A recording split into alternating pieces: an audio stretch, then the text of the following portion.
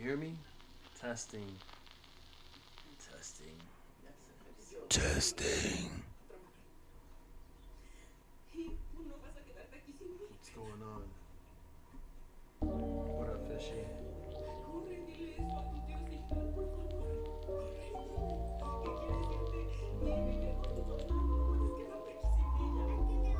So you man, what? Oh wait, I need to put my glasses on because I can't see shit. What's up with it, man? Loud and clear? Alright, cool.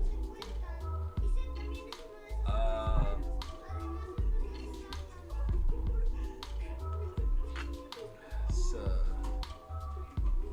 I was thinking of doing something a little different.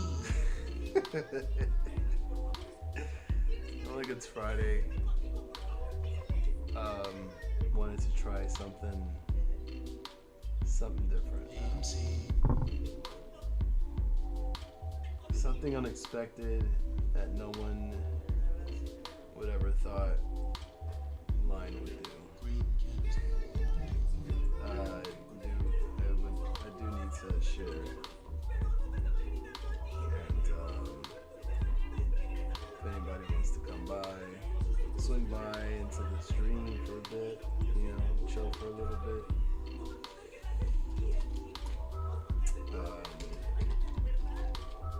Here, we can discuss stocks, we can discuss current events. I'm about to open up a box of like Pokemon cards. Sounds like you got from the mic. What? What is that? What does that mean? Sounds like you got from the mic.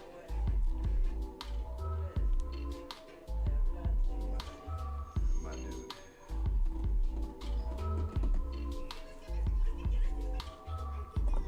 Got a big type in there. What you trying to say, bro?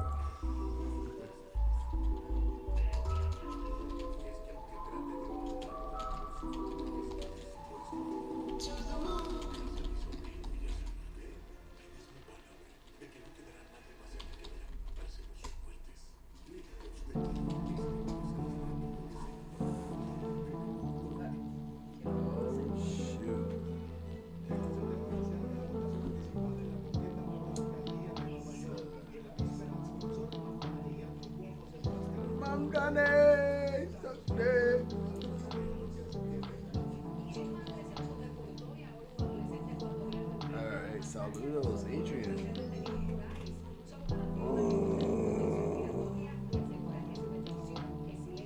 So we're gonna just start off real quick. I can't contain myself. I need to do this.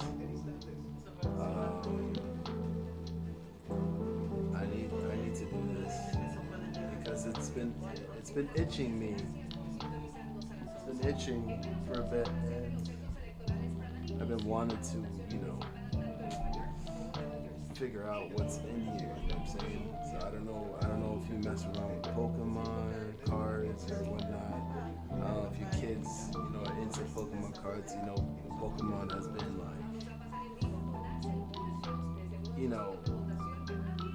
picking up in trends. I feel like it has its own market. You got GameStop, with the power packs now, as you're already on, and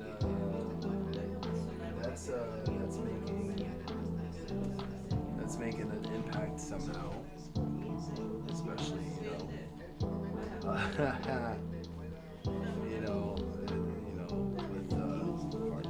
with the PSA partnership. But that being said,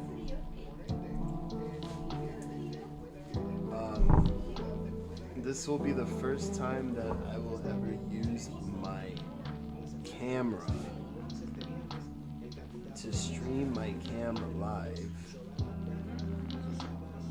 but I'm not showing my face. I'm not showing my face yet, but I think, hold on, is there a way for me to switch? I'm trying to figure out something. How can I do this? How can I think I might be able to like do a screen capture or something. I don't know. Quick transitions. Fade to black. I trucked it and started some long positions in powder for Jimmy. Oh wow. Ooh.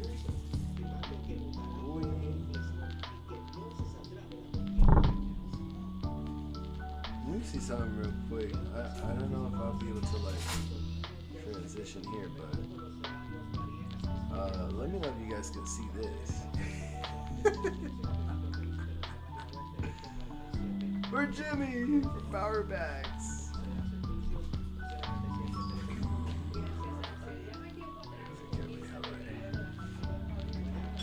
Still sound far.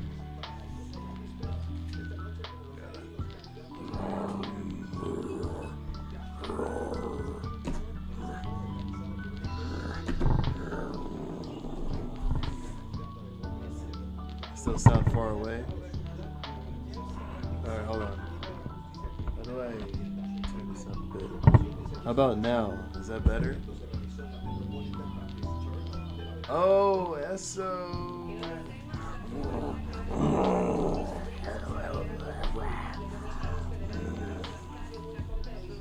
So this is what has been itching me, and I've been wanting to open this for some time. I got this like at an auction from Whatnot. It's that app that you get to bid on a lot of things, collectibles, trading cards, even bullion, coins, silver, gold, clothes, food, etc., etc. So, not sponsored. I'm not sponsoring them, but I'm just letting you know where I got this from, and I got a good, pretty hit. I got a good hit on this for a good price. So, you know what? It's been sitting in my room for the past, I don't know, like a couple of weeks, almost a month. And I need to know what is in here. So this is the Black Bolt Elite Trainer Box. And this set came out, I want to say maybe a couple of months ago, or not too sure, but here you can see it comes with a promo card, a full art rare, and you can't really see the name there, but oh yeah, Thunderous. Looks pretty cool, right? So we got a full art rare, and it usually comes with 9. Let's see, it usually comes with 9 Pokemon trading card game Scarlet and Violet Black Bolt booster packs. That one full art foil promo card, 65 sleeves, so you can be able to slide your cards in there. You got some dices, you got some energy cards, some coins,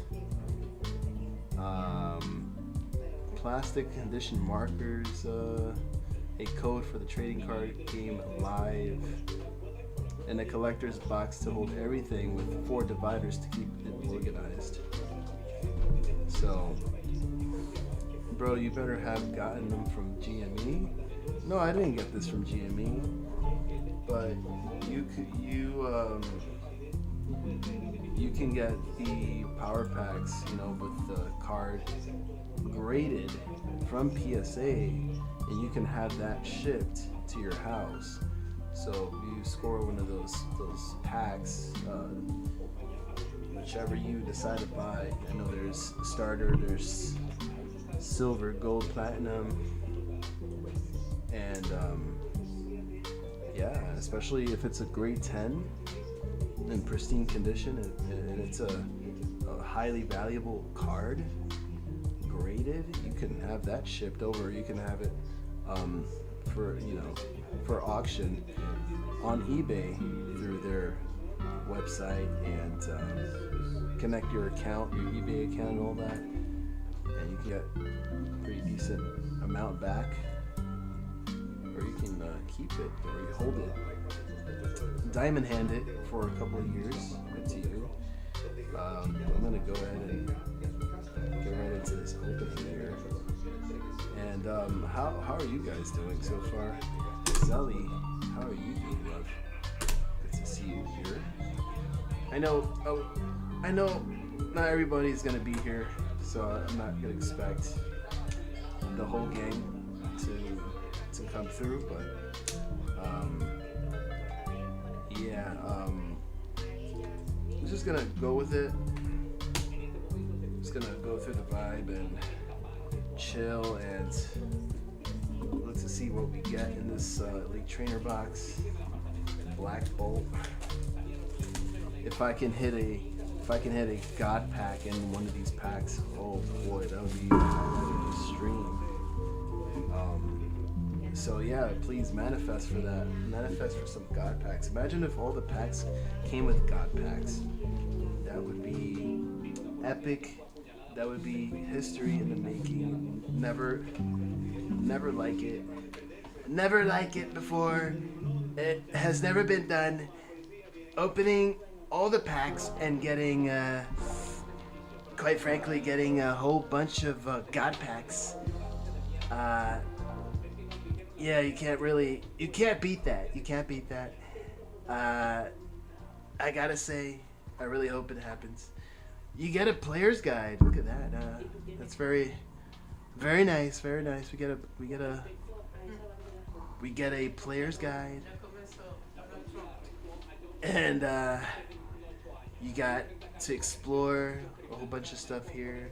What's in the expansion? The different special illustration rares that you can get inside these Black Bolt booster packs. Beautiful illustration rares that could cost a lot of money, a whole bunch of money, especially if you send it to PSA and get it graded. Not financial advice, and hopefully. Well, let's see. Well, how's the mic right now? How's the music? Should I lower the music? Should I keep the music a little quiet so you can hear me? Let me know. I'm trying to balance this thing out here and make sure we get this going. This is usually the biggest hit. This card here, a Zekrom DX. Full art, special illustration rare. That's right. And then we have other cards here. You got a lot more illustrations in this set. And plus the rare, the special, the ultimate rare cards here that you can get from the set that would cost you. Well, not cost you, I mean that would cost a lot of money if you got them graded. I gotta look at it actually. I gotta look it up. So for example, this card here, this card, you can't really see it because it's red as hell. But this Pokemon is called Victini. And then you have the Zekrom that's featured in front of this this box, this Elite Trainer box. So it's pretty dope. So I'm going to show you, for example, alright, how much these cards can go for. if it comes out pristine, graded 10 through PSA, and I can't believe my own eyes how much these cards are going for in this current market, which is, I mean, beyond me. But look at this. This is a black white rare from the set. It looks pretty sick, the design. You can't really see it that well. You see, oh, there you go. Look at that. It's gorgeous. This card, raw. Look how much it's going for. Can't even focus it. Oh, there you go. $457.52 currently in the market, raw, without being graded. But if you have it graded, it can run for about $1,200, probably less than that. If you get it graded through BGS at a grade 10, you probably get it for like 2K. CGC about 2.3K. Beyond Meat? No, I did not say Beyond Meat. But just for example, just to show you what you can get out of these sets, and plus other cards. Yeah, so I'm not gonna really go through this whole book. I just want to get into the opening of this box. So by all means, let's go ahead and get this show on the road. But yeah, we will talk about Beyond Meat later on after this opening. And we'll talk about other things too as well. What happened with AMC. As you know, there was a pre-14A filing that was meant to go through the SEC, get finalized, and then all that stuff. So this is how it looks like from the inside. Okay. Take this out. Put this to the side here. Here you have the sleeves. So it's pretty cool. You got the sleeves here. I believe that's 60. It actually comes with the, are these the energy cards? Hold on. Wait, I gotta see this. Alright, here are the packs, the 9 booster packs that it comes with. Alright. And hopefully one of those can contain God packs. Here's the little coin flippy thingies. I don't know what these are. Those are cool. Then you have the damage counters, or the dices and stuff. It's all in there. It's pretty cool. Alright. Put that there. I'm gonna open this real quick to see what's in it. What did you say? Spanka? Spanka? My bad. What? Alright, let's see what's in here. It's probably all energy cards. Who knows? Let's see what we got here. Oh, yeah, that's a whole bunch of energy cards. Oh, okay, that's cool. Yeah, all energy. Just what I needed. Besides the tons of other energy cards that I have so far collected. But hey, you know, the more the merrier, I guess. Put that to the side. Actually, hold on. It's over here. And here is the promo card. So check this out. Look at this. That's the card right there. Thunderous, the promo card. Full illustration rare.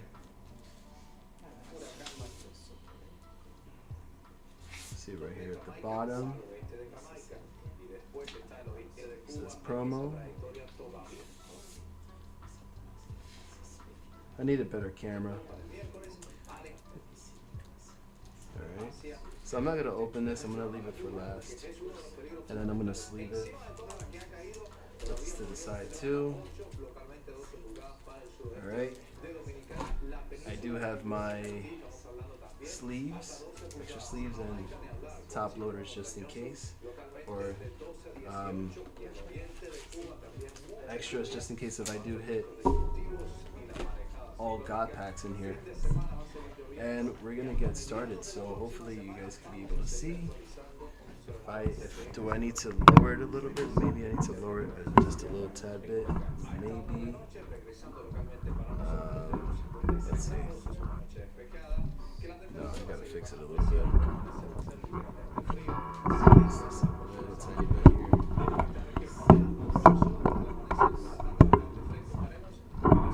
Damn, I think I had it. Okay, I think that's fine. Okay, perfect. Let's go on with this, with the first pack of the Black Bolt series. Wish me luck.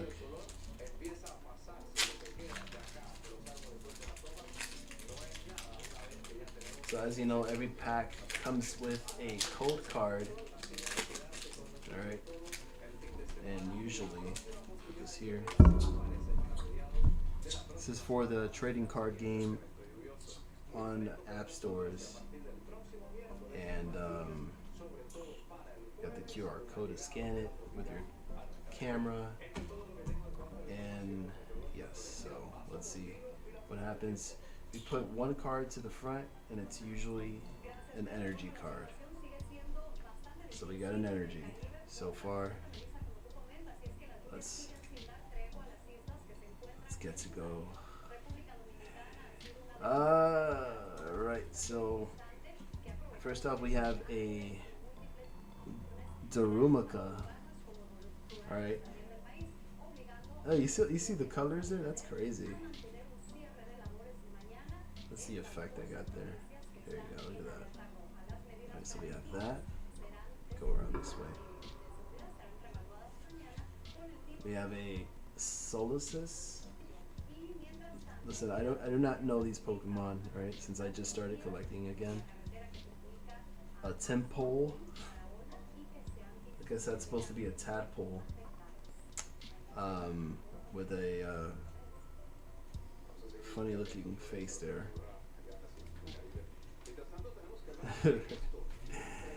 We have a Sandile. This is supposed to be like a crocodile from the sand. We have an Electric. This looks like a koi fish, but one that bites and shocks you. Got this pretty looking doctor called Fennel. We have a Crustle, a crab with a big rock on top of his back. We have another Solosis, but this time these cards are what are considered a reverse holographic card. So the art is, well, the picture is usually not holographic, but everything else is. That is that's the Zelly card. Alright, so that is the Zelly card. What's up, Eric? So you can see from here, from this. If I do it like this, you can definitely see it. Let me change the color. Let's see if that makes a difference. Can I do it? Oh, red? No. Wait. Okay, maybe that one looks better. Anyway. Hola. What's going on? So it usually comes with 2 reverse holos, or it'll come with a rare holo and then a rare illustration holo, It's a combination of different hollows towards the end of the pack. The end of the pack, yeah. And then so we have a we have a Carablast reverse hollow, and then we have, you see that? We do have a hollow. Okay. And usually it'll have a star, a black star in the bottom. Can't really see it. There it goes. So the black star is usually just a regular rare hollow. And we got a, wow, we got a Thunderous. We have another Thunderous besides the promo. Besides the promo card that we got from the Elite Trainer box, which is this one, which obviously looks like 100 times better. So we need to pull cards like this in full illustration, and that can cost a lot of money. But here's another one. All right.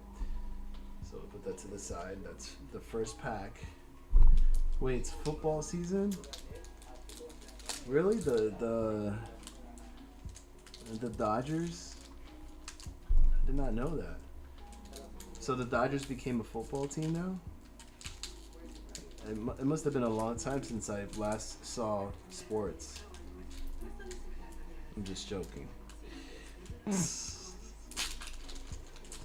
Alright, so here goes the second pack out of the 9. Put that in there. Put this to the side. I should actually, you know what?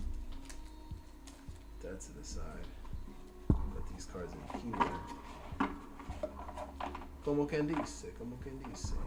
And then, so one card, which is the energy to the front, and then you turn it around, and then we'll see what we get on this pack. So let's see what we get. All right, we got a snivy. I don't know if you want to call this a snivy or a snivy. I guess you could call it a snivy because there's some leaves and maybe it's filled with poison ivy. It's a cute card. I think Zelly would like that.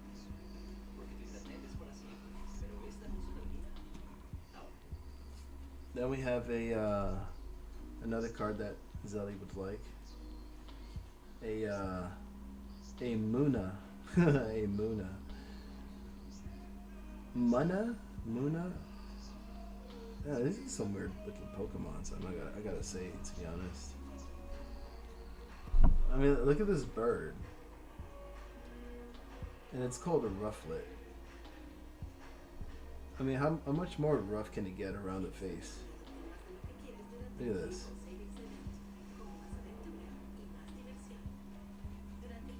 Has it been eating inside a box of Lucky Charms or something? Goodness gracious. What's going on there? Yeah, we got it. So we're gonna see a lot of copies, you know, like this Temple. Why does it look like a DJ? A tadpole with headphones on. And looks really concerned by looking at that those eyebrows. It looks like a bean. Yeah. Oh, we got our first item card. A Pokegear. Does not know what that does. Oh, we got a Simisage, but a leaf type Simisage. This looks pretty cool. Nice art. Not gonna lie, it's pretty cool.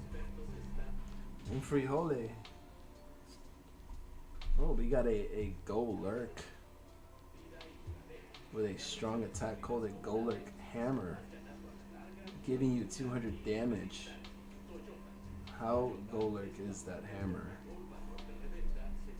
Goodness gracious.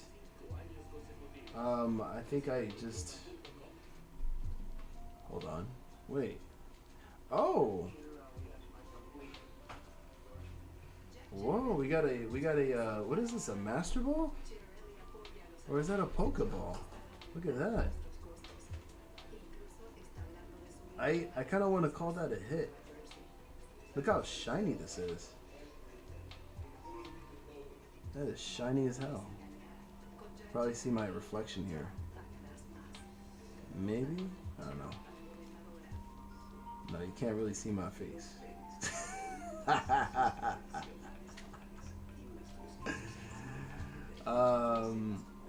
Oh, I try to understand. Cat knows these.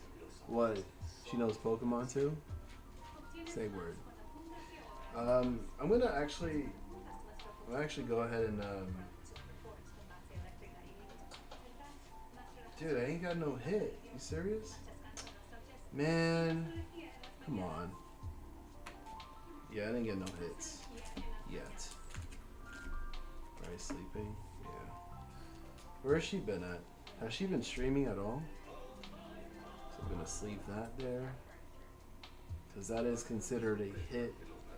If you see these Pokeballs, or one that has like something on top of it, so like a Master Ball, then that's a good hit. Something like that. And then the last two cards is another Crustle and hey, a Victini. Okay. This Pokemon is actually pretty popular, especially in this Black Bolt set. So yeah, there you go. You got this card. Oh my God, I'm not good with angles. Like, which way are you going, dude? Go up, this way. Know your direction. There you go. Yeah.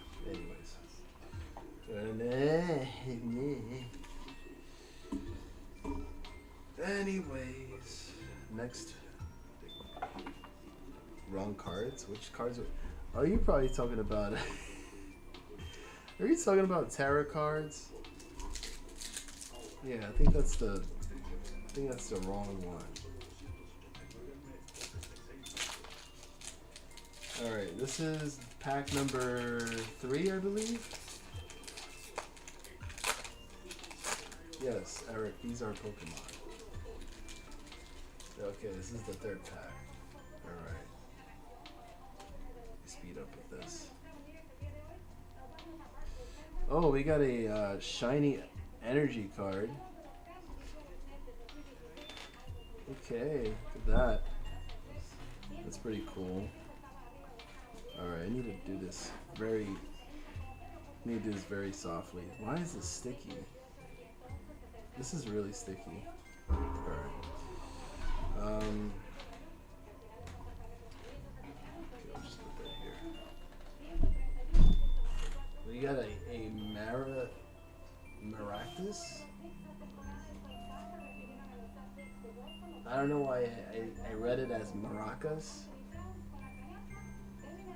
Why did I read this as Maracas? I don't know why. Looks like she's having a party. Where's the maracas at? No idea.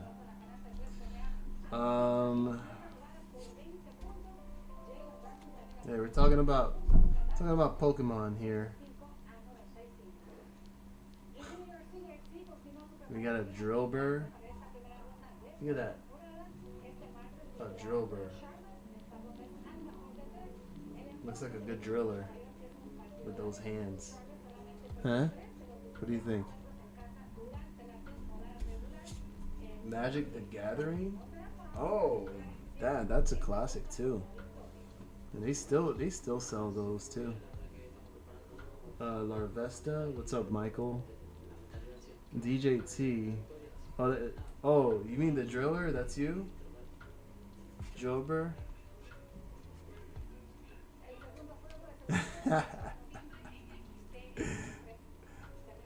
I'll send you this card, and I'll put your name on it. Say Jober Eric. Look, the attacks Mud Slap, and Corkscrew Punch. It says here the description below. It can dig through the ground at a speed of 30 miles per hour. It could give a car running above ground a good race. No red flags? Alright, cool. Mud Slap. Oh, Mud Flap? Oh! I just caught that. Wow. Let me see. Let me read this comment here. Michael says, DJT, according to the Financial Times, Trump's personal crypto empire generated over $1 billion in pre-tax profits in the past year, driven by soaring digital asset markets and his stake in DJT. DJT stock will, in fact, become great again. It will become huge again, and we'll find out how huge DJT can get. We got a Larvesta. We have a Larvesta. It's a larva with a helmet. Well, I don't know what the heck this is. And the attack is a peck off. He is in fact a businessman, yes sir. I do it all. I make all the money in the world. I am a businessman. You cannot mess with me. And if you sue me, I will sue you twice as hard, and I will still win, and I will take all your money because I am DJT. No one can touch me. Quite frankly. We got a Clang. So we got some gears, and this attack is called Hard Gears. It gives you 50 damage for some hard gears. Yeah? Interesting. By changing the direction in which it rotates, it communicates its feelings to others. When angry, it rotates faster. Dude, what the hell?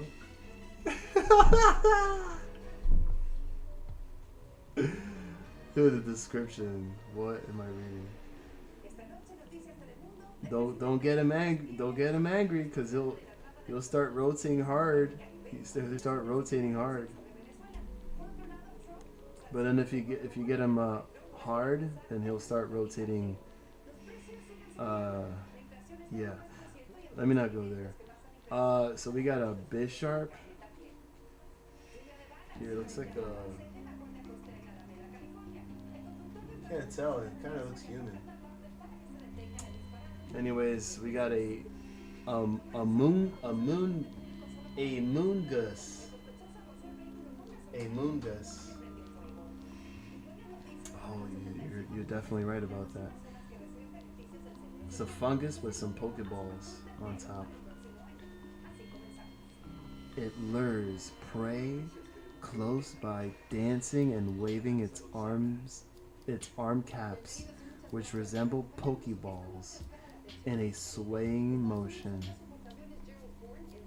Oh yeah. A mungus. A mungus fungus. What does this say? Alamomola. Alamomola? Yo, what kind of fish is this?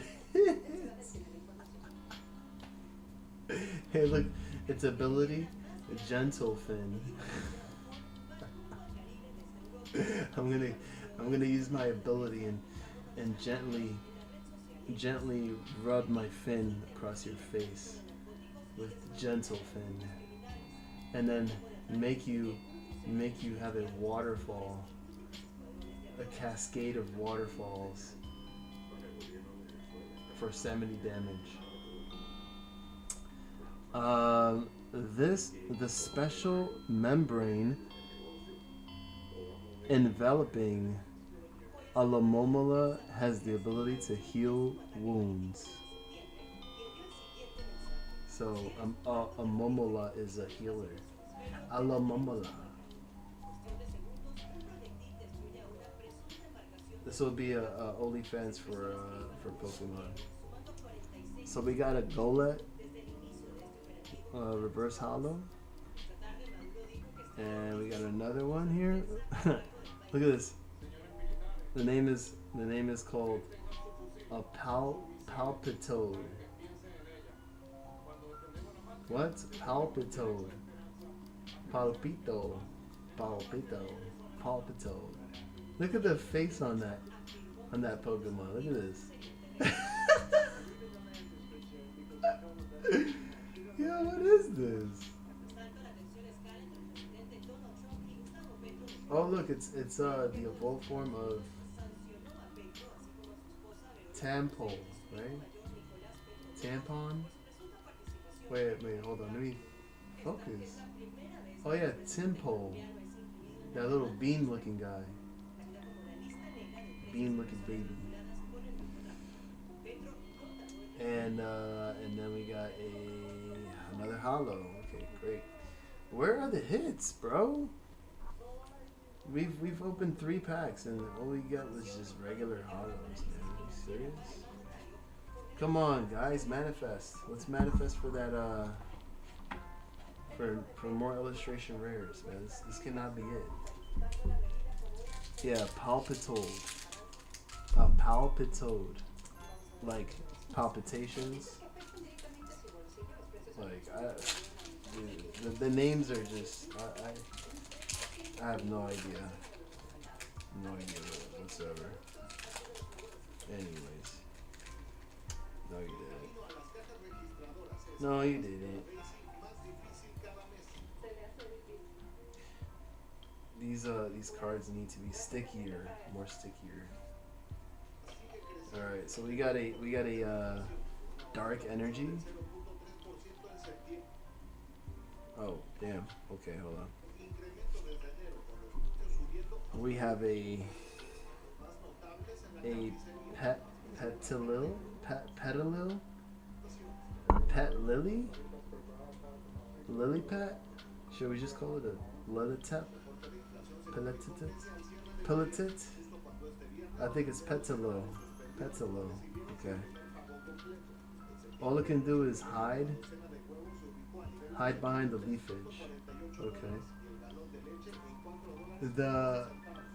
Let's see, the leaves on its head are very bitter. Eating one of these leaves is known to refresh a tired body. So yeah, we can go ahead and bite on the leaves on its head to bring you back to life.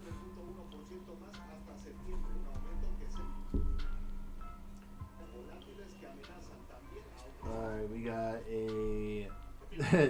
we got a Timber. Look at this guy. I'm sure you'd like this Pokemon, Eric. A Timber. They give you a low kick with some strength. This little guy here, it says it fights by swinging a piece of lumber around. It is close to evolving when it can handle the lumber without difficulty.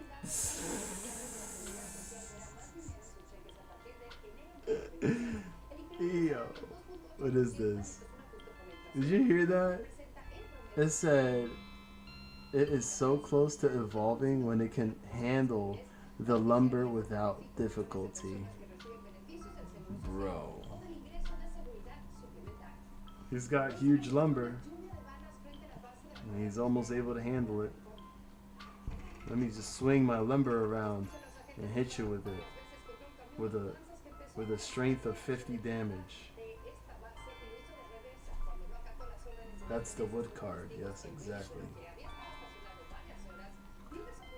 Look at this cool little croc.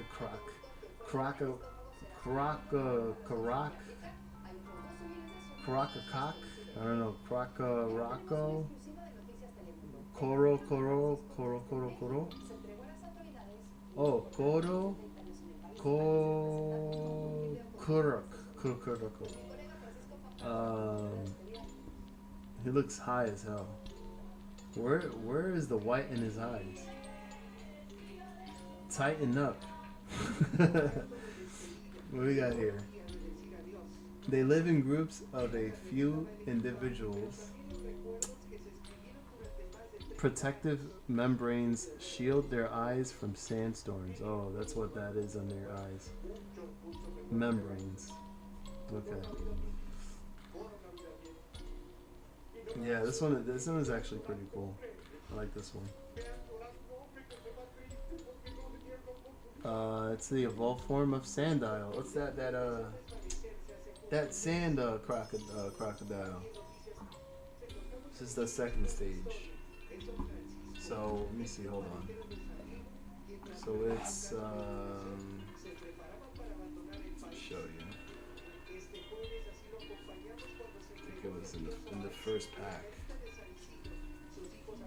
It's in the first pack somewhere. Let me see. Yeah. So this one right here. So this one turns into this guy. The second stage. I wonder if he has a third stage. But yeah, that's. Oh my god. Damn, I just peeked. Oh boy, I think we got one. We got one. Oh boy. Alright, here we go. Let's move on to the next one. Pawnyard. Little soldier called Pawnyard. Alright. Then we have. Yeah, some of them can run, depending on if it's one of the bigger hits, the special illustration cards. They can run up to like a couple of $100 raw, and if you get them graded through PSA or any company that grades cards, and it comes back into a grade 10 in pristine condition, you can pretty much get that value goes way up astronomically. But yeah, Electros. So we got this.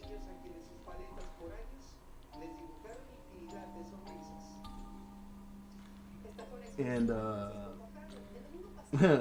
they crawl out of the ocean using their arms. They will attack prey on shore and immediately drag it into the ocean. Yeah, that's tough. Then we have another crustle again. Dude, oh my god. You gotta see this. We got a hit. We definitely got a hit.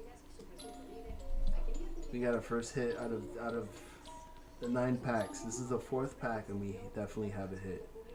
I'm gonna show you right now. Look at this. See that? Oh, I'm excited. I am so excited. Alright, so this is Braviary. It's a big colorful bird. Alright. See the face right there. It's pretty cool. They fight for their friends without any thought about danger to themselves. One can carry a car while flying. Wow. Then we have a Valcarona.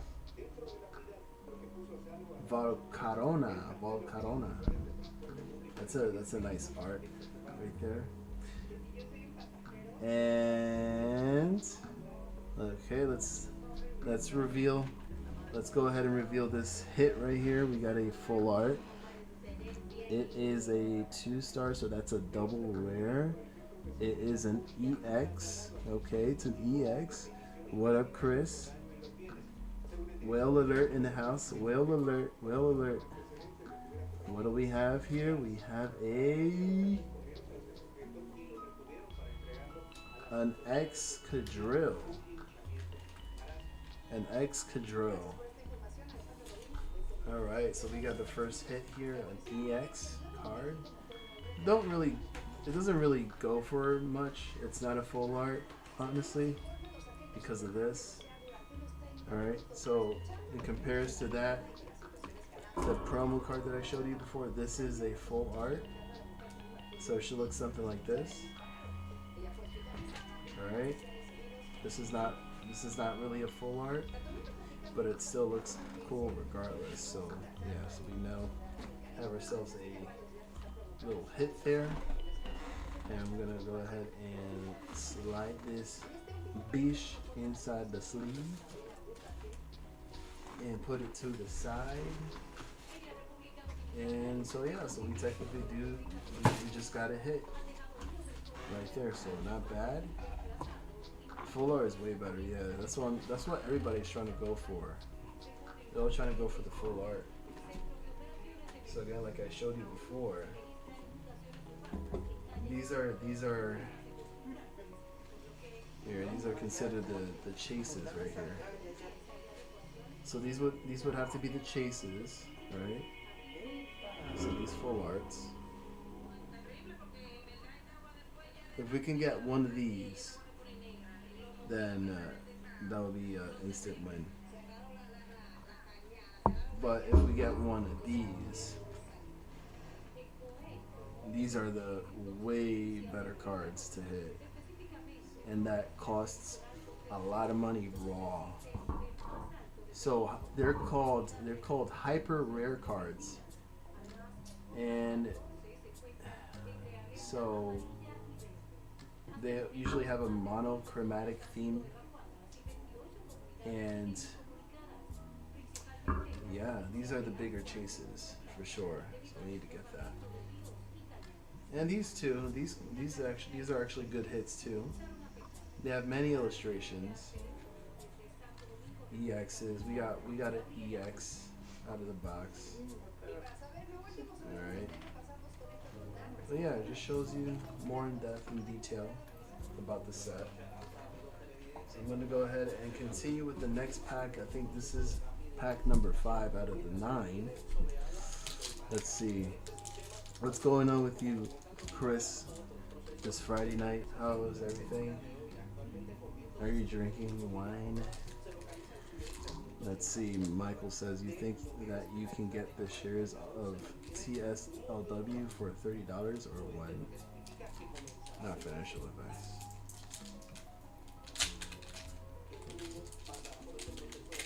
Can you explain more in detail about TSLW? What company is that from? Is that because I don't think we've done that much research on it yet. I think we've talked about it once before. Might have. I want to say we did. We'll see. I'm gonna try to get comfortable here. Wow. The daily is uptrend. Nice. I need to kind of turn this a little bit that way. No. I need to somehow. No, wait. All right. So we're gonna go just quickly through it and see what we get. I know some cards are gonna be copies, except for this. We didn't see this card yet. It's a bear, and he looks cold. Looks like he has a booger. Is that no? It's not boogers coming out. Yeah, looks like a big booger in between his nose and his mouth. Oh yeah, it is a snot. He has a big snot in his nose. The attack is called the Snotted Up. And then it says here, when it's not feeling well, its mucus gets watery and the power of its ice-type moves decreases.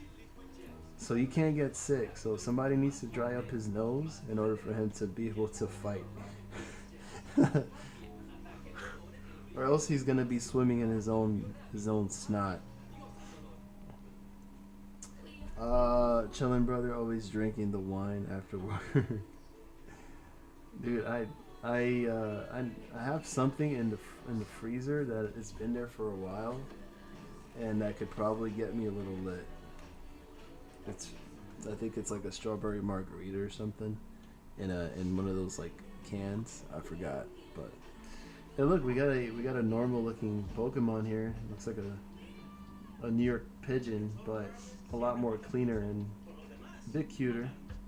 I think Zelly would like this one too. It's called a Pidove. Pidove. Little Pidove right there. Sprout. Stampede. What you stampeding with those little ass feet? Then we have Carablast with a horn that looks like a wrench. What is he? Is he like a handyman Pokemon? Like what are you gonna fix? What is it? Stimulated evolution. Okay, horn attack. Great. Next is another Golett, so that's a we got another one.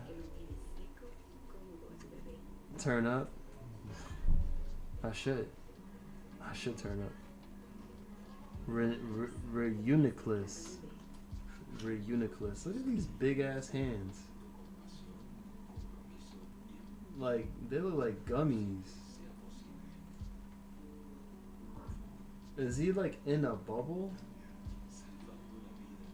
You could say so much about this art, this Pokemon. Like it looks like a little baby inside a big balloon with big, huge, colorful balloon hands that just farted right below there too. Like you got a little space in the bottom for him to fart in. I don't know, but yes, it's weird. Alright, so we got another Braviary card, but non-hollow. Oh, there goes his the third stage right here. We had the sand croc, then you got the croco, and now you got the crocodile. So we finally got the third stage right there. Crocodile. Look, he looks cool. Look at him. Looks like his eye membranes have turned into sunglasses. So that's dope. So we got the whole evolution there. Crocodile. El Cruquito. Oh, it's a Roundhill ETF. Got it. This one is pretty cool. We got a Pokeball. So you can see the hollows right there on the card. That's dope. I like that.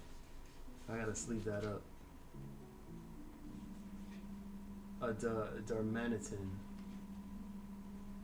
That one looks pretty cool. So I'm gonna sleeve that up. This thing is like very soft too. Very glossy. Like it'll be actually very easy to clean. Oh, wait a minute. Oh, I think we got a full art. We definitely got a full art. Yes, I think we did it. We finally got a hit. Look, you could tell when there's like a gold star on the bottom. Right there. I know it's a little bit hard to see, but bro, know your direction. Move. There it goes. Look at that. All right, let's see. Let's reveal it. Oh.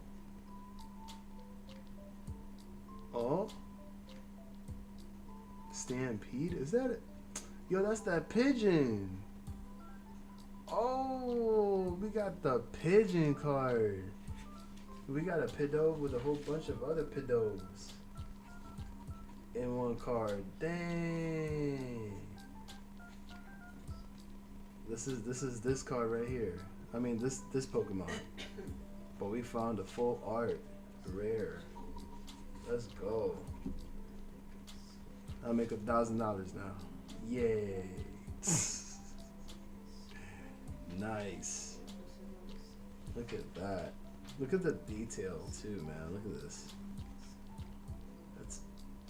This is why I like collecting Pokemon now, because they got all these like illustration rares, all this art. What is this? Each follows its trainer's orders as what? As best it can, but they sometimes fail to understand complicated commands. So this is a dumb pigeon, right? So if I tell the pigeon to come and attack the person, but then like they don't understand what I'm trying to say, I gotta like pick up the pigeon and throw it at the opponent. Like, how does it work? Are they that brain dead? Anyways, regardless, cool card. And we got a holo. So we got this holo here. Pretty dope. There we go. Alright, finally we got a full art. All we need is a god pack. We need a god pack. Alright? That is what we're looking for. We gotta open the pack and then call it a day, sell it on eBay, and get my money, and then buy a whole bunch of GME calls. Not financial advice. Alright, so we got one. We got one, fellas. And lady. Fellarette. Fellas and fellarettes. That's a full art. I like that card. Dumb pigeon. As a matter of fact, you know what? Let me get my phone. But we'll find out right now how much that card is worth. This is on an app called Collector. I'll show you right now. Oh, here it goes. So you see, we got a chart, like if it's stocks. So in a way, it's still kind of similar at the same topic of the markets.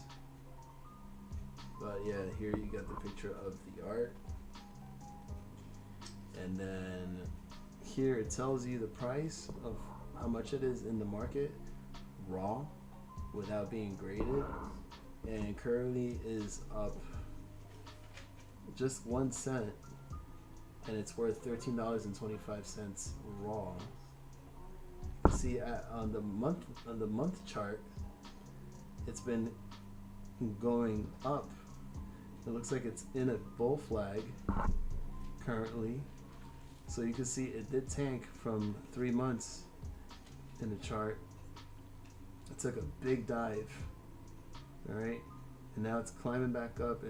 It's made a double bottom, and now we have ourselves a little bull flag, and it looks like it could grow. It could go up even more after maybe the next month. Who knows what happens? If you get it graded through a PSA at a grade 10, you can sell this card at probably, depends, but not likely you would try to sell this card for $179. And yeah. So yeah. He said, does that app cover sports card? Yeah, it does actually. It actually does. I believe it does. Let me see. Marketplace. Let me see right now. Sports.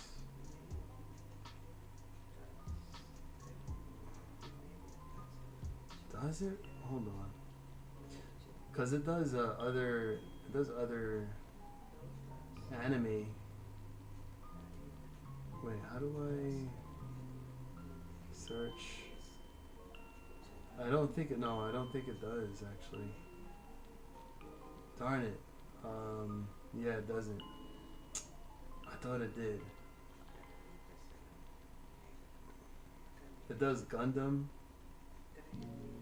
It does Magic the Gathering right here. So you go to Magic the Gathering, you got all the cards there. All the expensive ones. Look at this card, dude. This is from the Alpha edition. The Black Lotus card. This card, which I'm pretty sure was from the first set that ever came out. You know how much this card is worth raw?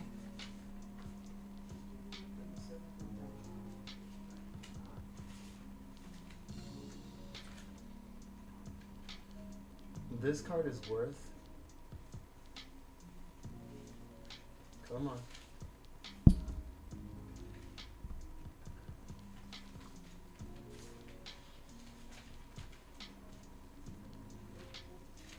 you see that number? Oh, it's kind of blurry.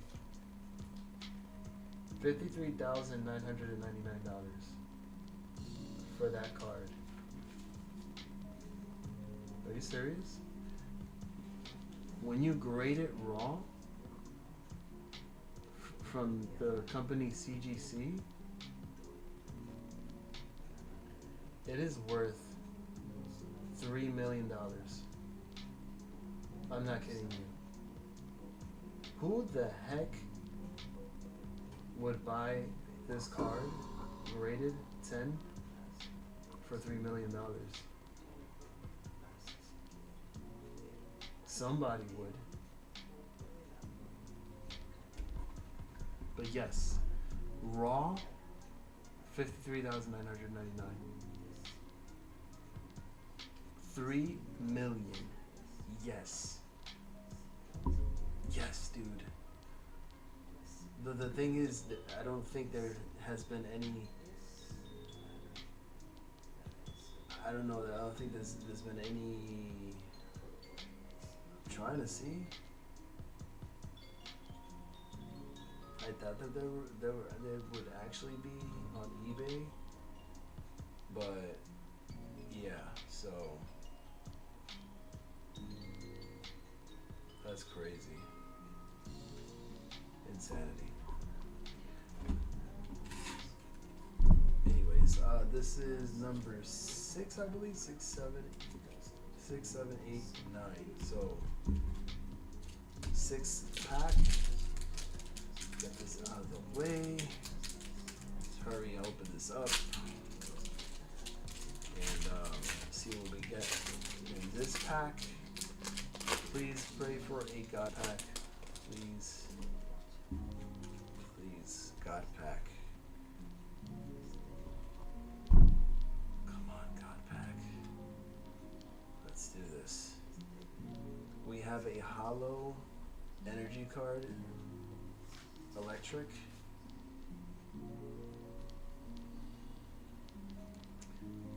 The most expensive card that you can get from this set. I'll show you real quick.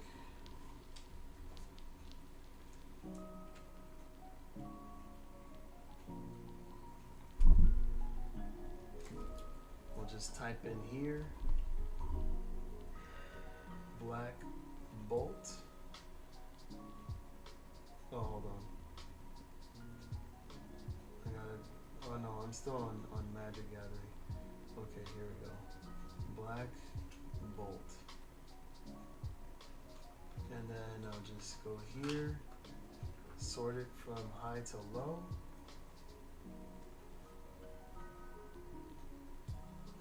And these, the 2 cards that I showed you on the book,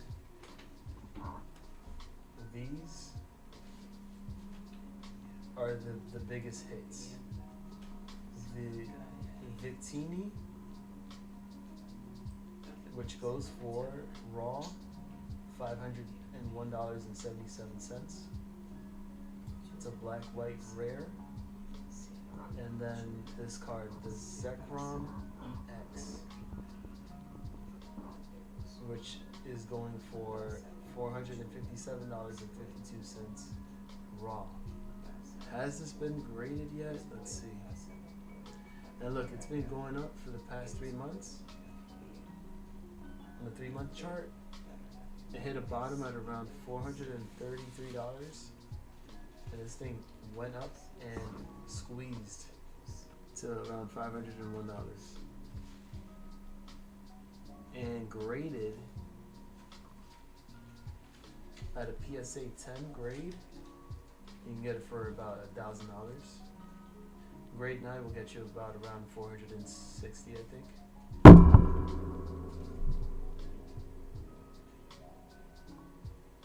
Oh, if you put it through CGC, if you grade it through the CGC company, it's actually 3K at a pristine 10. It has to come out at a pristine 10 grade for you to be able to sell that card for about 3K or less. That's insane. What are the odds of hitting that? So we got a Pan Sage. I think we had hit the vault form of that on the last pack. Oh, we got a Pan Pour. What the heck? We got a Pan Sage and now we got a Pan Pour. The water stored inside the tuft on its head is full of nutrients. Plants that receive its water grow large. Kind of sounds familiar. If you ever get that, if you open the pack, I wanna grade it. I would love to grade it. If you get that, if you open if you open this pack, in there you can get one of those cards. If you get that pack, I'm sleeving the shit out of it, top loading it like I did with this, and I wouldn't mind submitting it to get graded. Because if it does come back to a pristine 10, that is gonna be how much it will be, like literally. The pan, but it was poor. Oh my gosh. We got a antique cover fossil. I don't know what this is. I think that's the first I've seen this. A bit sharp again. You're gonna see a lot of repeats, right?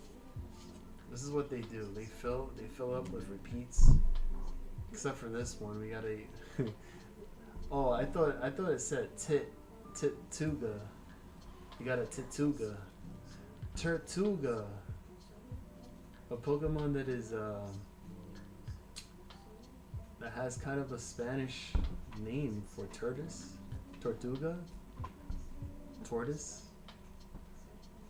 Tortuga. Oh, so it actually evolves from this. The antique cover fossil. So it's fun. It's interesting how they actually put this in the same pack with this. So it's like you can use this and you can evolve it and turn it into this. It's perfect. Pan pouring. Yeah. All right. So we got another Reuniclus. Okay, we got another Snotty Bear with a big snot up his nose, but in a reverse hollow. And then we have another Sandile, reverse hollow. And what do we get here? We get oh no, we got a holographic, just a regular rare hollow card. That's how it's gonna look like. It's just a regular holographic rare. Nothing too special. Will probably cost you like about $1. Alright. Next pack, number 6, I believe. No, this is gonna be number 7. And we have 2 more to go. Come on, baby, where are the hits? Where are the hits? Dude. Let's go already. Let's do this. We should be primed at this point. Especially opening an elite trainer box. You think, like, what are the odds of opening one of these god packs? Love it. Alright, I'm just gonna fly through this deck here. Alright. Pawniard. Well, you got another Pokemon here. Dynamo? Dynamo? Dynamo? Atini Weenie? Teeny Meeny Mana Mini Mana Mini Maimo?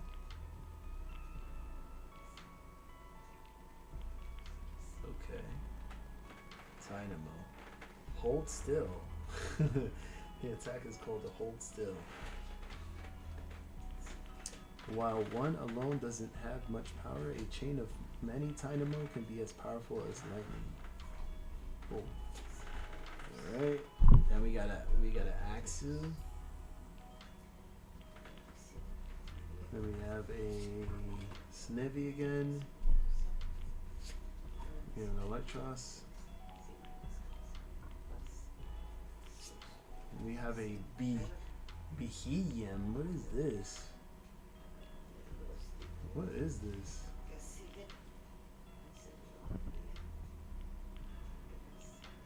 It looks like one possessed wooden puppet with lines and candy on the body and hands. I don't know how to explain this, but kind of looks like voodoo. Calm mind, psychic. Right. Okay. Interesting. We have a professor's research here. Nice art. Right, we have another cover fossil for reverse hollow. Come on. Come on. Another semi-sage and regular hollow. Oh, come on. No. Pumpkin empanadas? That sounds good, actually. Like, you know, like the pumpkin pie filling, but like stuffing that inside an empanada with the crust. That sounds legit.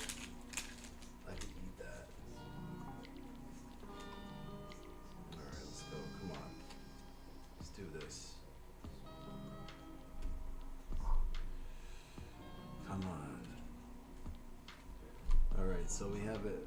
So you saw timber, right, Eric? You saw timber. Now you see a girder. So instead of him playing with a lumber, his big wood, now he's playing with his big metal rod.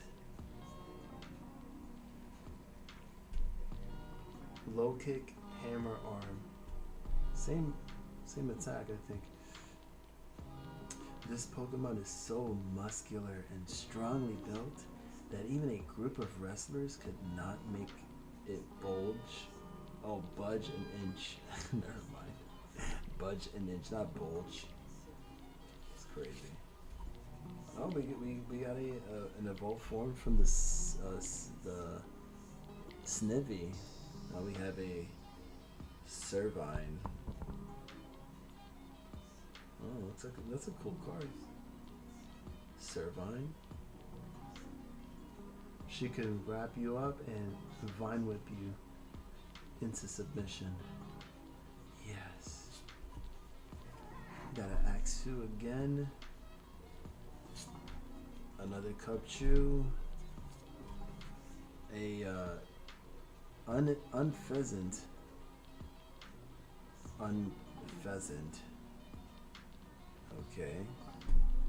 How unpleasant. You got a fennel again. You got a crocodile. Alright. We got a Zwebble hollow. We got an air balloon. And we have another. We got a clink clang. Alright, so we had the clang with the hard rotors. Give you a hard time. And look, now you have a clink clang that hammer will give you a hammer in. Hammer in. So its red core functions as an energy tank. It fires the charged energy through its spikes into an area. Interesting. Alright, man. Man. Alright, last one. How do you only get just one hit, dude? It's crazy. Unreal.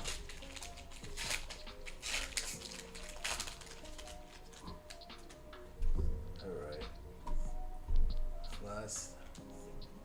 Last pack. What are we gonna get? A shiny energy card. Oh my god, could this be a sign?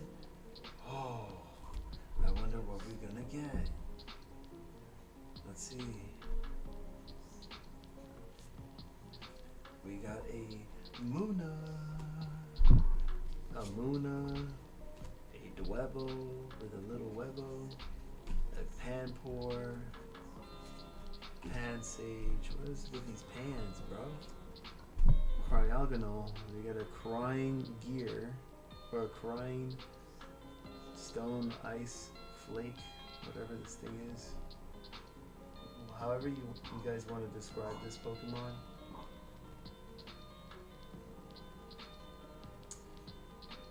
When its body temperature goes up, it turns into steam and vanishes. When its temperature lowers, it returns to ice. Okay. Interesting. Pokegear. Look, we got a Simipour now. A Simipour. You got a Panpour. Alright, you got a Panpour. You gonna put on your Panpour? Pamper baby. And then you got a Simipour.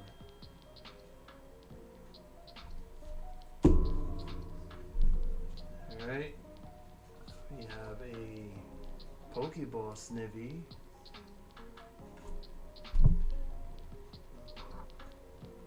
Oh, can we finally do it? Can we finally do it? Please tell me we did it. Did we get a hit?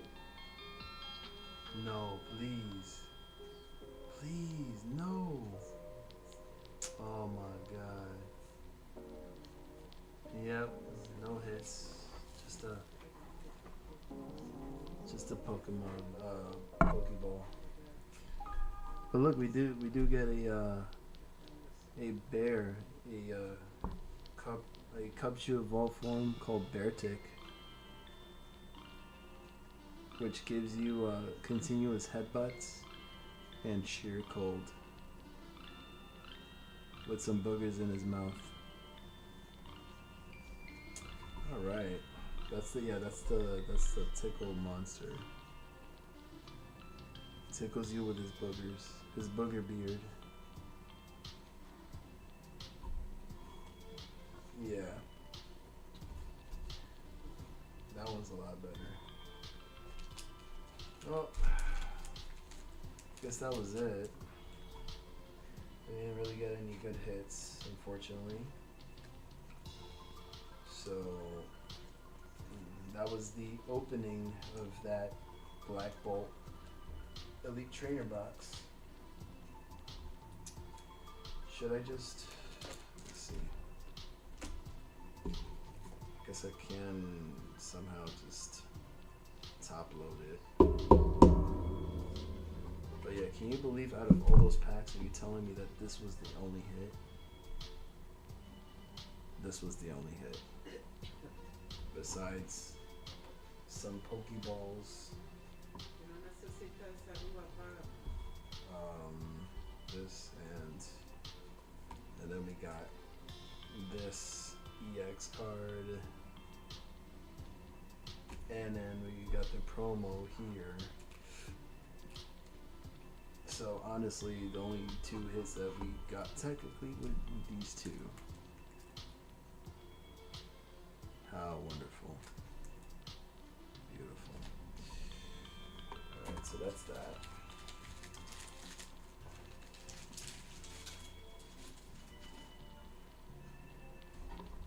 So what we're gonna do is just set that up. Alright, because this is pretty much, oh wait, hold on. Dude, I just totally forgot about these cards. Alright, so technically we got this Pokeball thing here and this, I don't know. Should I sleeve this? Should I not sleeve it? Should I sleeve it alone? If you get an astronaut one, I'll buy it from you. Wait, which astronaut are we talking about? Wait, what? Wait, which one is this?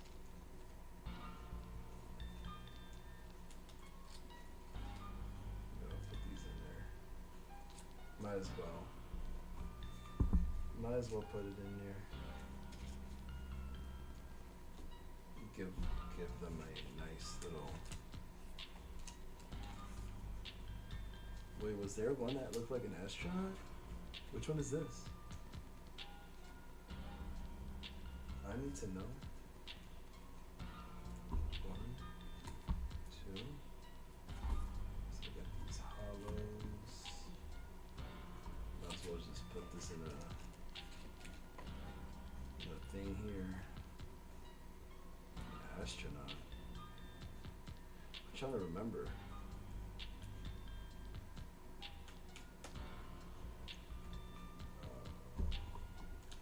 There. Where's the Pokeball one? Oh, this one here.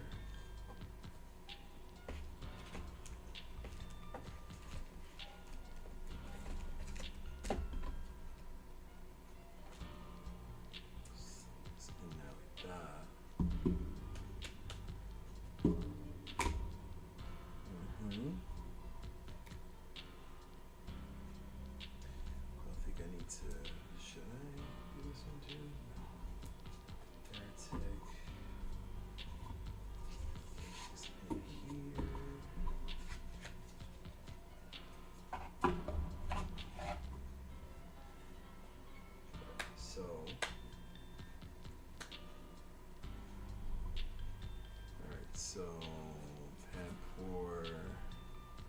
Pamper Baby.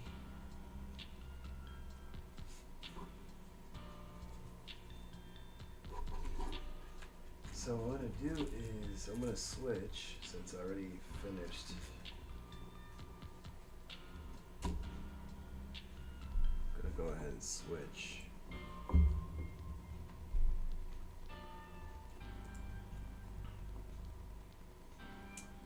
And we're gonna go ahead and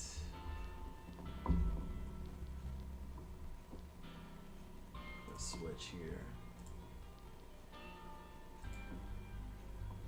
So, hold on. Gosh. Gonna do some. I'm gonna sort some cards out here. Let's see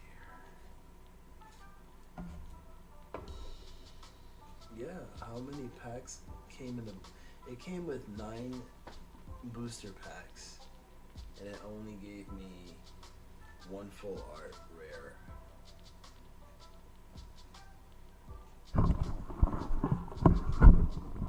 So I'm not really too satisfied with that. I feel like I could have definitely gotten something better. Like for real, I could have gotten something way better than that.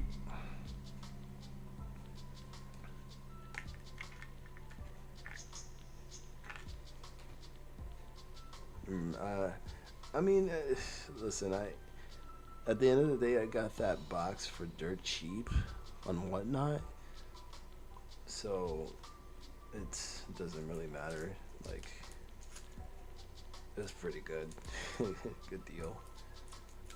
But I wouldn't mind chasing. I wouldn't mind actually trying to, you know, master set the whole collection. You know. No, but they are pretty cool. As a matter of fact, oh, that is a master ball. That's what I got. Oh shoot.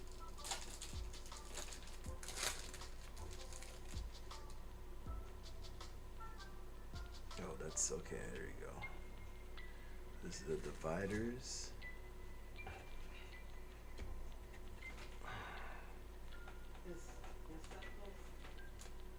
What? Yeah, say I'm just trying to put the stuff in here. Right here. Alright, there you go. So we got the promo there.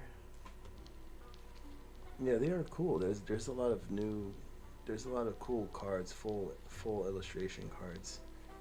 So, you know, there's a lot of people chasing them and trying to get them, and I'm pretty sure that, you know, they're trying to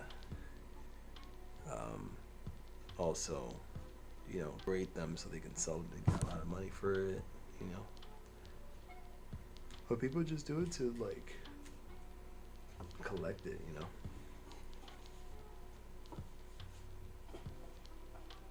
Wait, how do I... Whoa.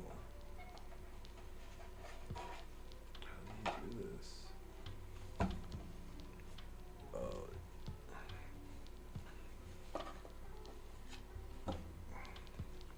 Dude, I would love to get a gold card. That's usually the chase. But dude, now I got all these like, I got all this bulk to worry about. Oh, here it is. Here's hollow.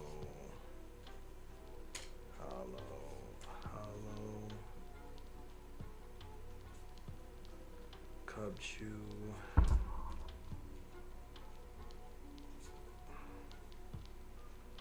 Energy.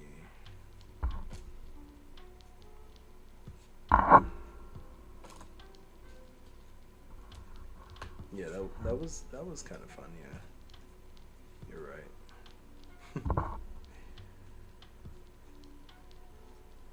I would have gone ape shit if we pulled the God Pack, but that didn't really happen. But I'm sure next time I will go for that. I will chase for that for sure. Like, no joke. I'm gonna get my hands on that. It's gonna happen. I gotta manifest it.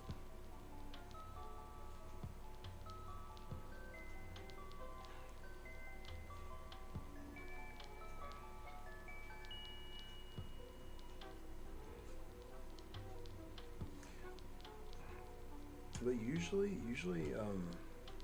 every pack does come with a regular hollow, so that's not so bad.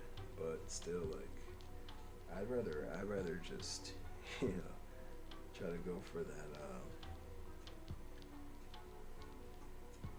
I try to go for the full arts, you know, because those are the ones that really count. And yeah, I wanna be able to take advantage of that.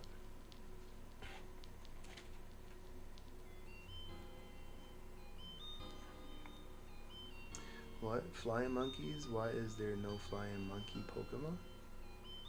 I think there is one. If I'm not mistaken, I think there is one. There's gotta be one. I've seen it before.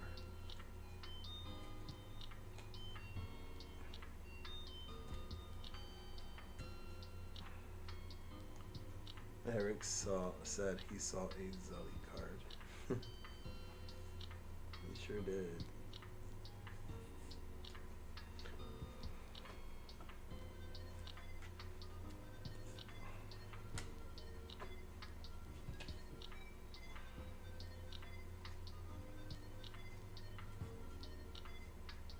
I got a lot of hollows.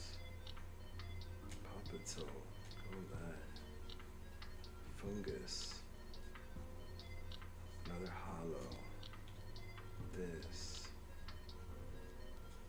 Alright, sincere. Broken gear. Temple. Got a Muna, another Muna. Muna. Energy. This. Jeez. Drop it in there. This temple, another temple. Oh, shoot. Okay. There you go. See, I knew I had one of these, yeah. So I gotta find a way to like organize all these cards.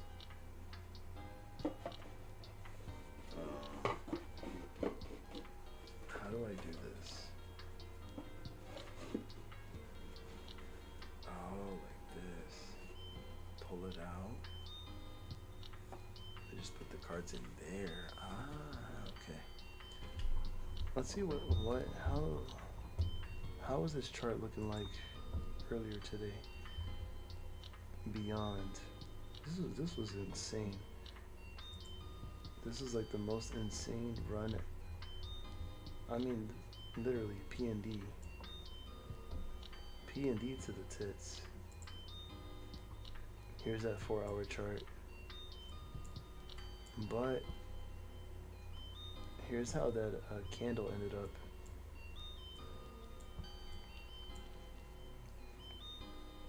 I want to say that if it can actually hold above $2 and consolidate, then it could have another chance at another run.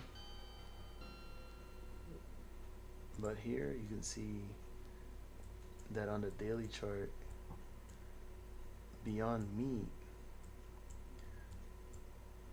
has a daily gap below $2 and going between the ranges of maybe 150 and 185-ish, 190, 150 and 190. I guess we could just round it to like 150 to $2 in that range.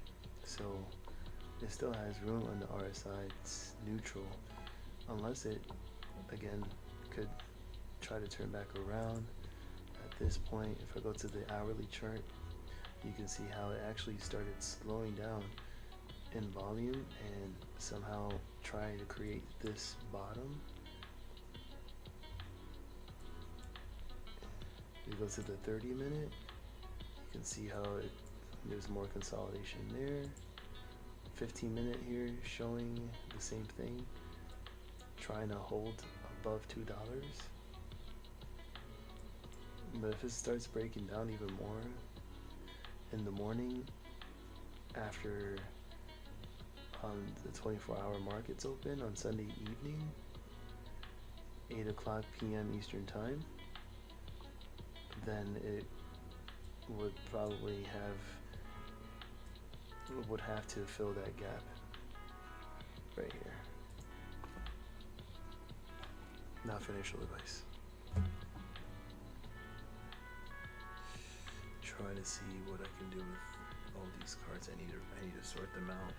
Honestly, there's a lot of cards. A lot of cards. because I pretty much opened 9 packs, so that's 90 cards, and I gotta go through all of them. I gotta sort them out. I gotta put them all together, and also I have to put the repeats together too. I don't do anything fancy with it.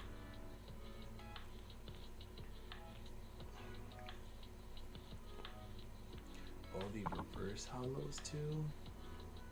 I gotta go ahead and fix that. Everything else, let me see. Can I I know I have these dividers for a reason, but damn. Ouch. Let's see, 5 minute. Shows a bit more consolidation there. And what we doing? We're gonna, is that,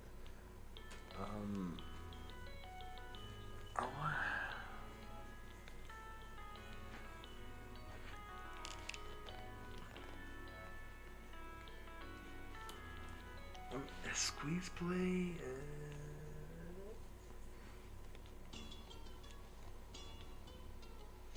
I mean, it's a little hard for me to tell. I mean, I only know that, just looking at the daily, that this would only be the daily gap left to fill, and then for it to come back to these lows and try to rebound and consolidate and then go for another round. If that's the case, technically speaking, I think it'd have to make this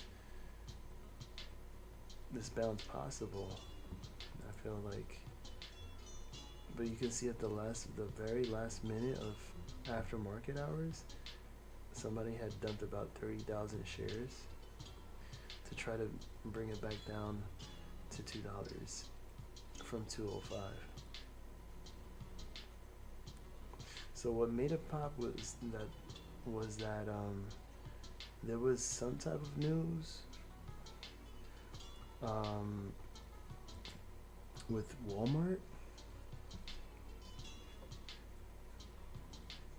So let me see if I can actually find that. Let me see if I can find that right now. 2 days ago, Beyond Meat announces availability of Beyond Burger and Beyond Beef 4 at Erewhon. I don't know. What is that? Erewhon?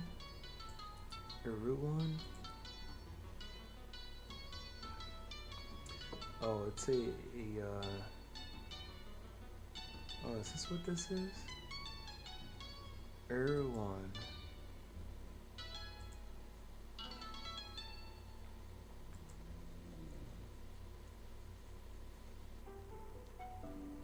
So, shipping worldwide.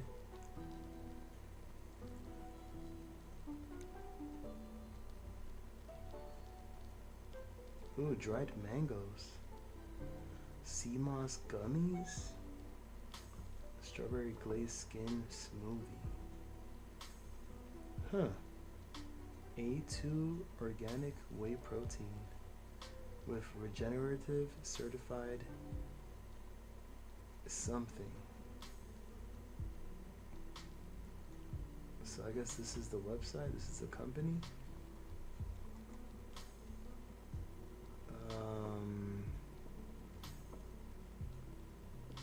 Grocery.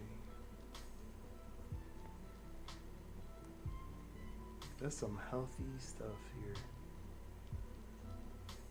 Interesting. So you're telling me Beyond Meat, it will be available? Also Beyond Burger and Beyond Beef 4 at Erewhon.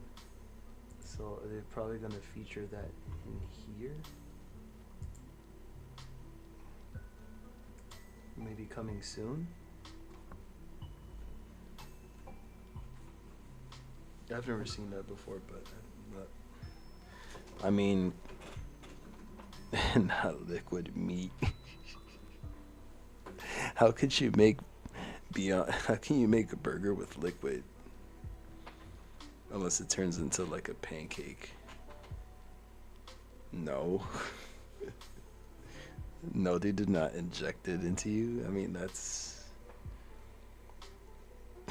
God, just imagine all the blood clots. You're like clogging your bloodstream. No. Not IV, bro. That's the Roman numeral 4. Beyond Beef the 4th, I guess, if I should put it that way. Wait, Beyond Beef IV. Wait, hold on. You see, now you got me thinking twice, bro. Wait. Let me see this. Let me see this. Alright, let me see. Okay, no, this is what it is. These are plant-based patties made from avocado oil, 75% less saturated fat. Introducing the 4th generation. Oh, that's what it's called. That's what it stands for. 4th generation of their Beyond Burger and Beyond Beef. So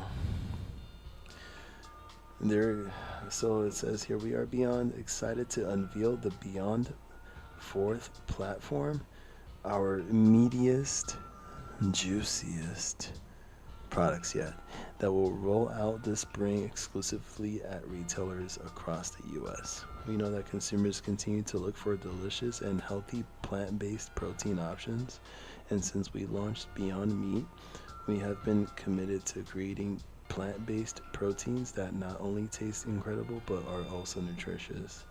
The 4th generation of our Beyond Burger and Beyond Beef raises the bar for plant-based meat products and center of the plate protein overall.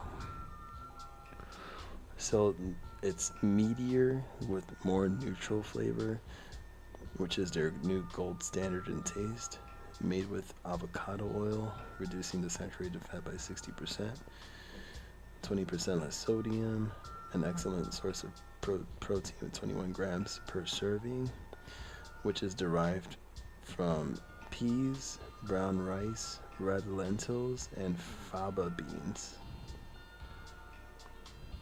So, you know, I know their whole purpose is to pretty much cater to those who are trying to not eat meat and look for a more healthier alternative,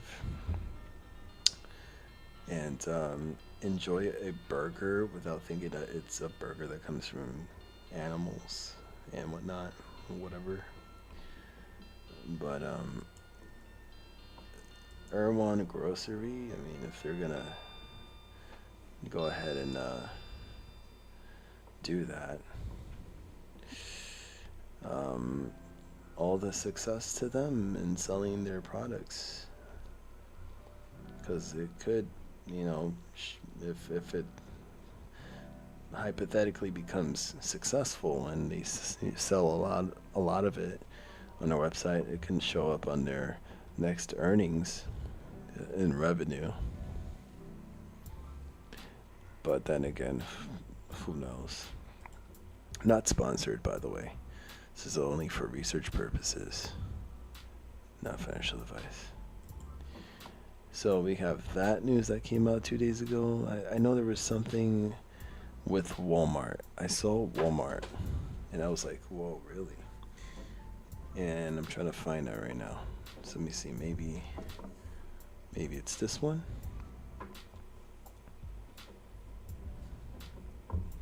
Beyond Meat just pulled off one of the year's most dramatic stock comebacks, soaring more than 1,100% in 4 days to as high as $6.28 from barely half a dollar last week.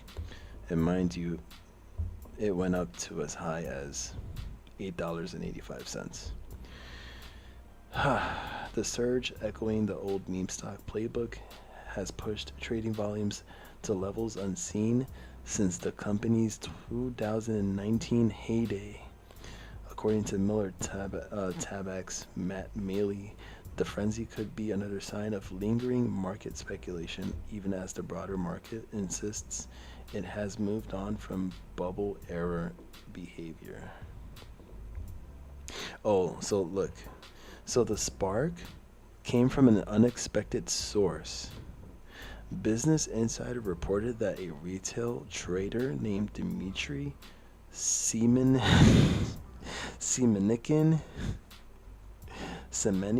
I don't know how to say that. First part of the word looks like semen, but this person had been touting the stock online, fueling chatter among day traders and forcing short sellers who had sold roughly 64% of available shares to cover in panic. The inclusion of Beyond Meat in Roundhill Investments meme stock ETF added more fuel to the fire, alongside a 34% pop in fellow meme favorite Krispy Kreme, D9. So, with that said, let's go into ChatGPT real quick. Give me 1 second. I need to look at this real quick. Hold on. So Roundhill.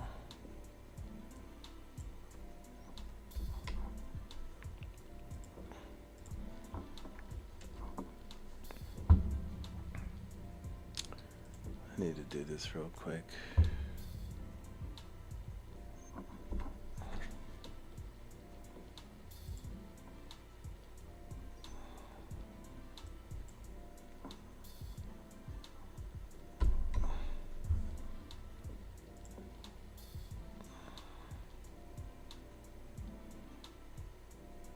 Where is it? Here. Not financial advice.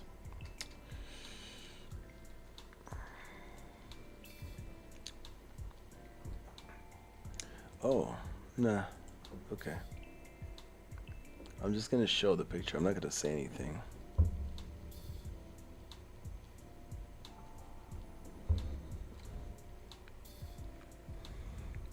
So, okay, so here it says, perfect, you shared two strong visuals that help explain what's going on with Beyond Meat, both fundamentally and technically. Here's the breakdown tying the news narrative. The first image with the chart setup, which is the second image. All right, so fundamental catalyst summary, Guru Focus article, Beyond surging over 1,100% in 4 days. The move was largely retail driven, sparked by a retail trader, Dmitry Semenikin, hyping the stock online. Heavy short covering, 64% as sellers got squeezed. Inclusion in the Round Hills meme stock ETF, further boosting momentum. Parallel meme action with Krispy Kreme. All right.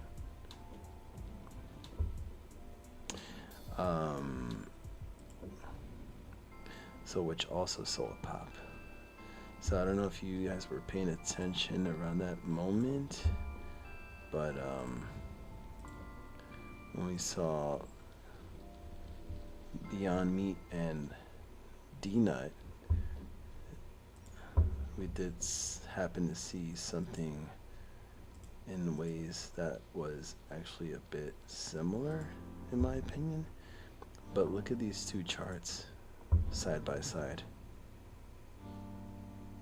Look at that. So you see that there was a moment where we rode up, and then we rode back down, and then consolidated, come back down to this level, and come back down to this level. And it's crazy because we have been talking about D-Nut since over a year ago, right? So anyways, this is where I was talking about the Walmart expansion. So Walmart expansion news added the credibility, but analysts warn fundamentals still lag. Overall, the surge looked more like a short squeeze plus meme momentum cycle than a sustained recovery in sales or margins. So that's why I was saying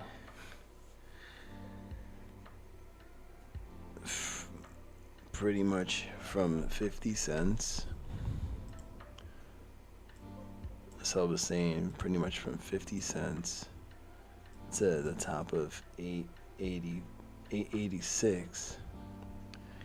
That was considered, that was pretty much your short squeeze, because it rode all the way up here and traded above 1,600% in 5 trading days.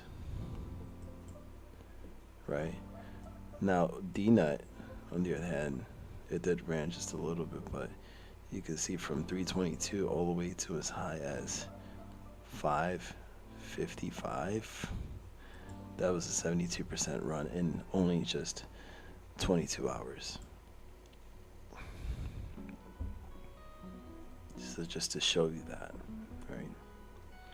But I think fundamentally D-Nut has a better chance of recovering and heading back to test previous resistance levels like 450, 5, and so forth.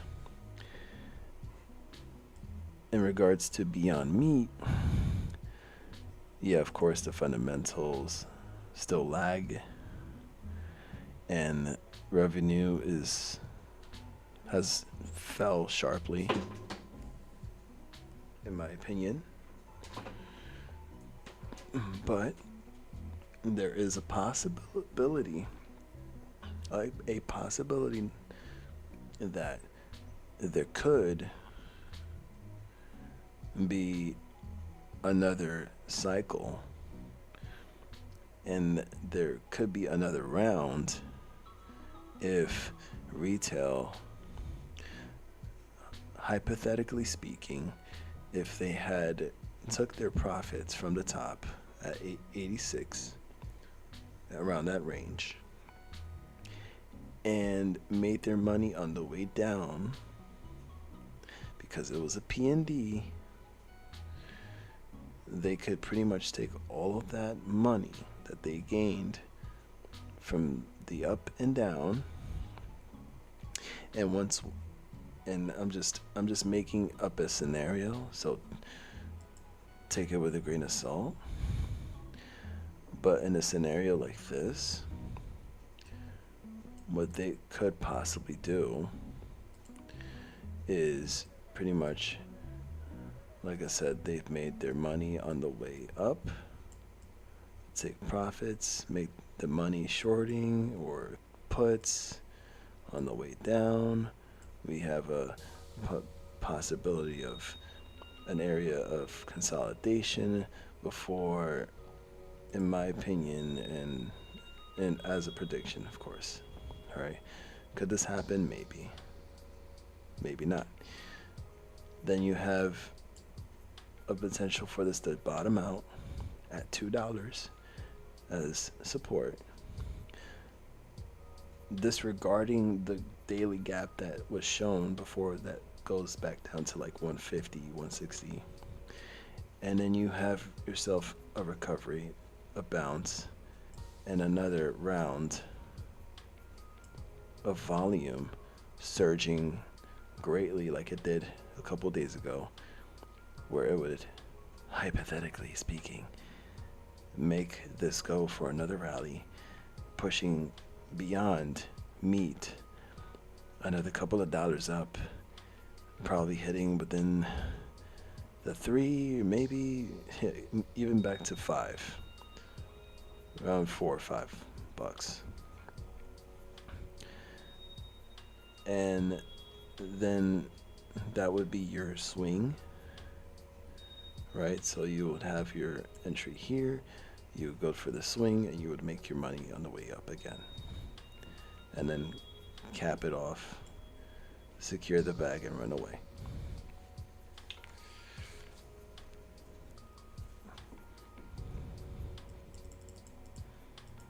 That's my hypothetical TA right there. Don't forget, Mr. Rance got a cameo in Dumb Money too. Mr. Rance is the gen of GameStop.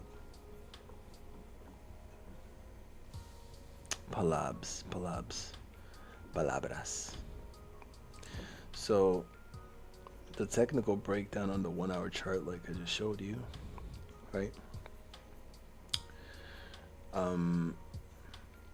The pump phase, which was from October 17th to the 21st, the price spiked from 50 cents to 9.50-ish at peak. Multiple EMA ribbons. All right, the EMA ribbons that I showed you here.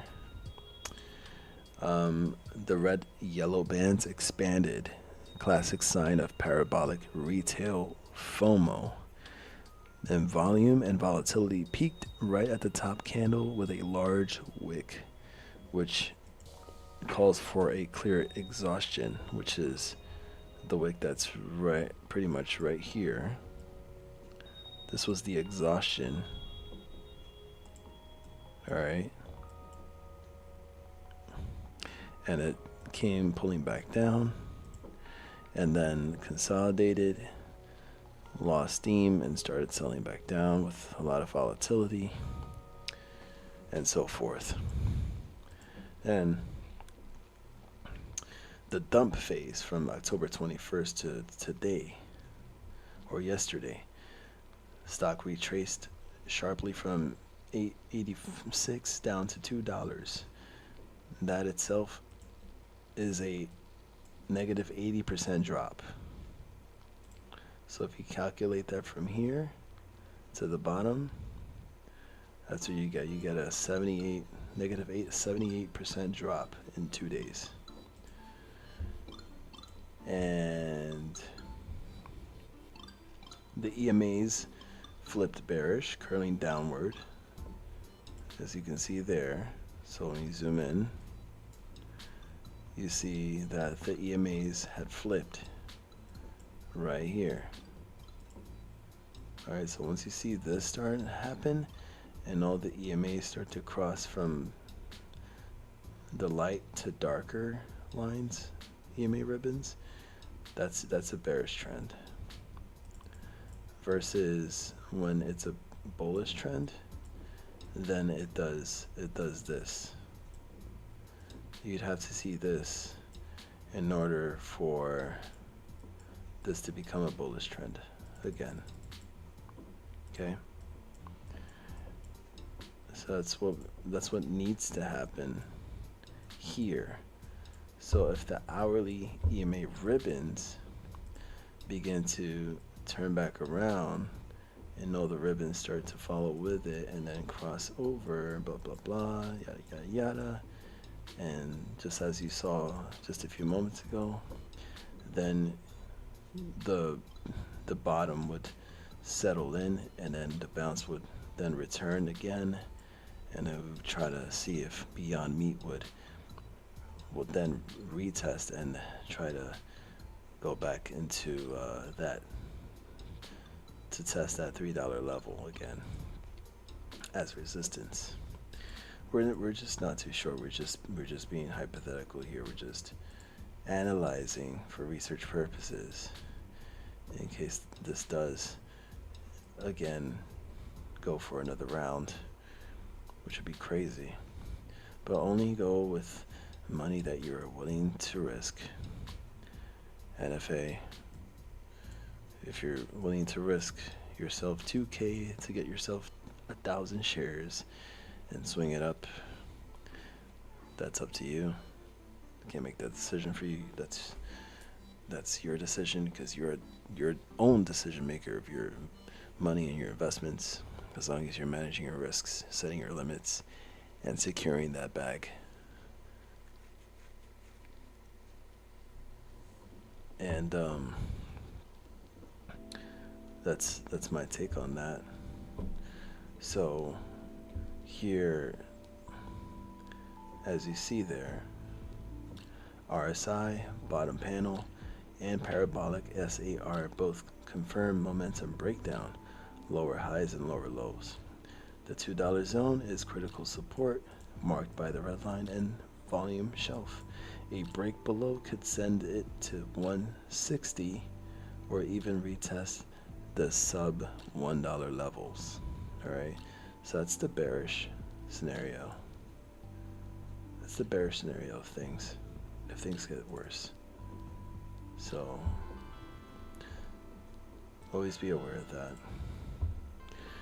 Sentiment and outlook, short term, the next 3 to 5 trading days. All right. I did not even begin to read this yet, dude. I'm here just coming up with this analysis on myself, and I just literally hypothesized where this would go if it were to bounce back. So look what it says here. Short term in the next 3 to 5 trading days, expect continued profit taking and possible consolidation between 180 to 250. $1.80 to $2.50. If buyers re-enter via social media or ETF flows, via Roundhill, meme ETF, or wherever, the next resistant targets, 283, $3, and $3.50. The strong psychological barrier near $5.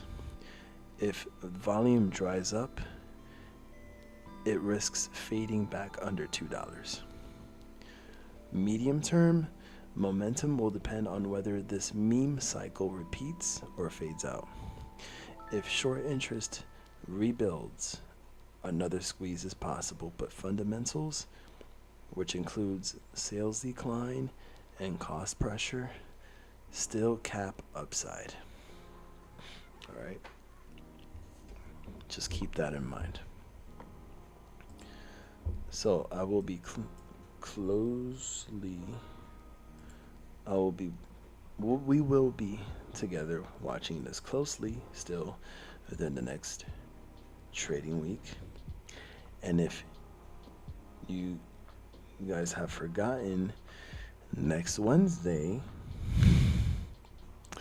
just a few days before Halloween, is the next Fed meeting for the interest rates, and is being forecasted for another 25 basis points cut down to 4%.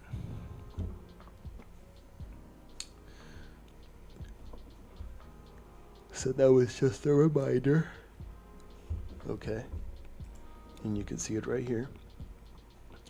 When I go to the next week, let's see, where did I go right now? Hold on.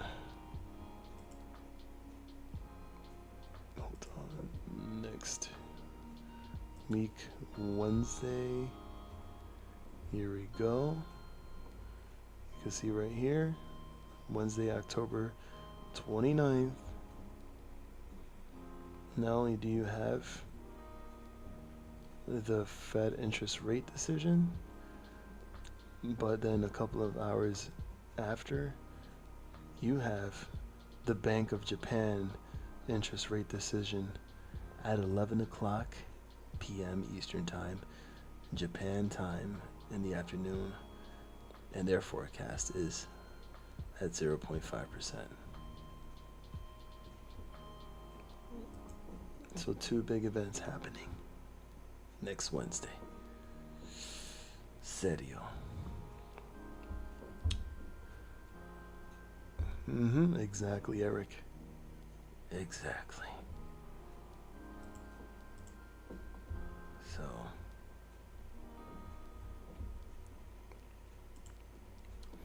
I want to see what they're saying on Twitter or X about Beyond. And in regards to D-Nut. D-Nut, I feel as though it's still somewhat solid. You do have Krispy Kreme announcing their third quarter 2025 results from earnings on November 6th of 2025. And the results and related slide presentation will be available on the company's website beginning at 6:45 a.m. Eastern Time. So that means their results will come out at around 8:30 in the morning Eastern Time. And we'll see what the results are for that one. Since I want to say around September, we had discussed D-Nut. Was it September? Oh, I think I had posted a screenshot of Leaps. $5 calls. Leaps. Or I think it was for December 20th of this year. Or D-Nut. But I figured that, I would say if, D-Nut could come back down just a little tad bit, maybe around that 360 area, hold that as support, or 380. It closed almost at $4 again, so that could be the resistance for now.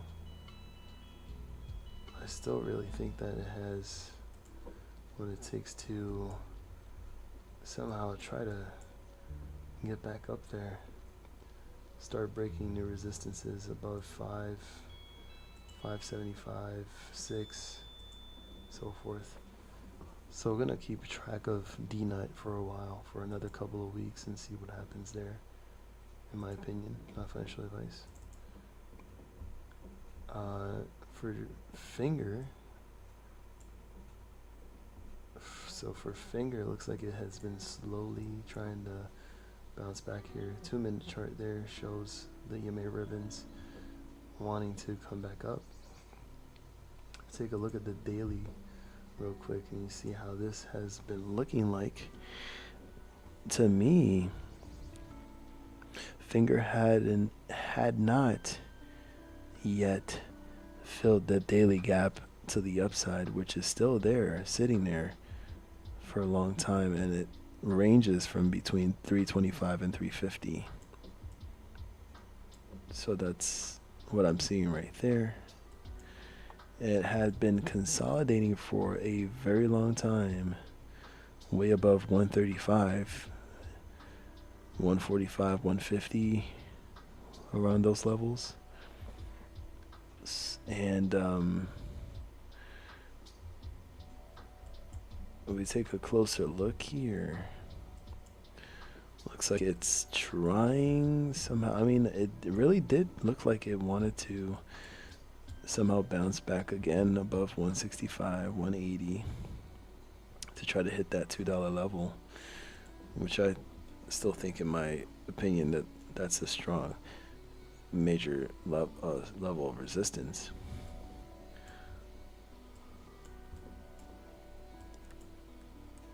And I think that with their market cap, which is 94 million, shares float with only 44.72 million shares.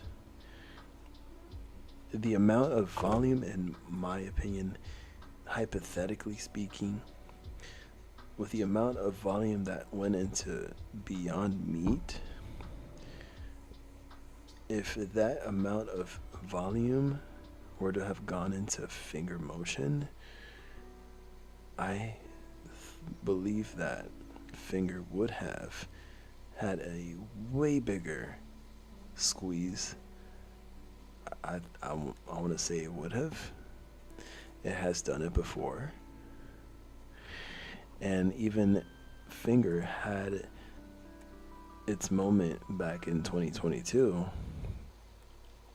when finger was just at 60 cents, and it actually ran all the way up to as high as almost $10 in less than 2 weeks.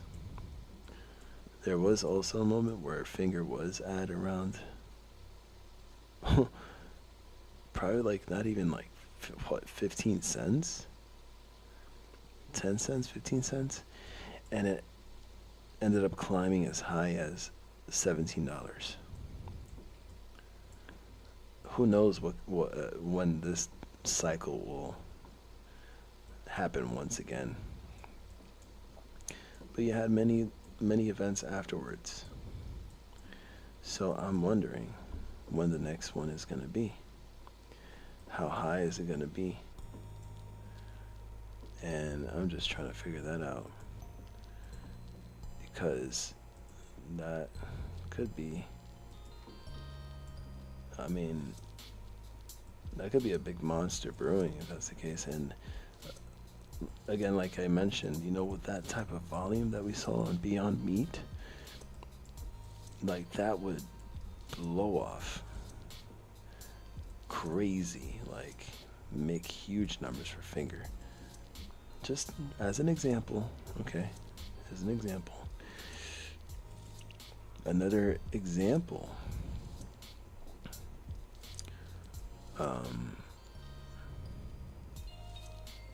Well, we can't really say much about Faraday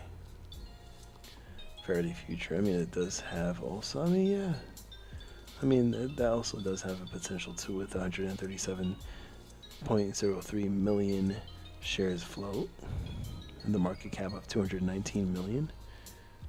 That also would have some type of potential if the numbers are there. And look, even here, like, hello, the way this has been trading for the past couple of weeks, since the end of September, you got yourself a triangle here, right? You got yourself a bit of I want to say there's a nice looking triangle forming, an uptrend, a slight uptrend. I figured maybe even Faraday goes to follow this triangle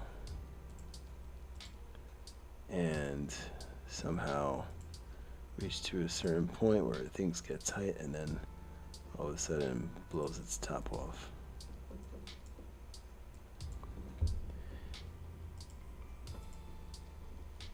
And that would be sick. Let's put this right there. I'm gonna leave it like that and see what happens. It's just for entertainment purposes. But that would be considered a nasty setup. And listen, whew.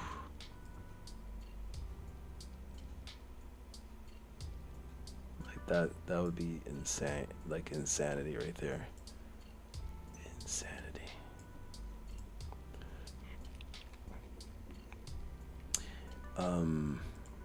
So that's that. I'm gonna check out and see what's going on here. Now, look at this. I just looked at this right now. And there's a lot of people talking about open.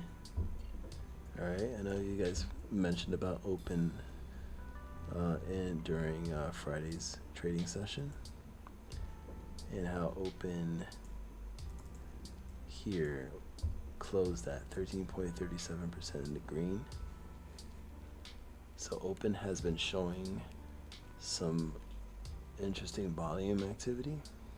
It had been consolidating for just a little bit.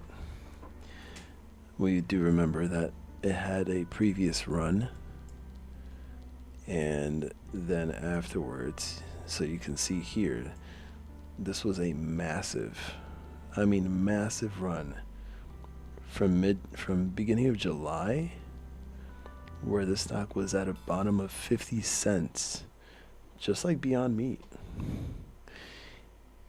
Ended up running to almost $5. Comes back down, right, for the P&D. Then hits a bottom at around 170. Comes back up to 50s. Comes back down to test previous support, 170. Then goes up in a bigger uptrend all the way to 6, back down to 4, then to 7, back down to $5.50, then all the way back to 11, then up to $11,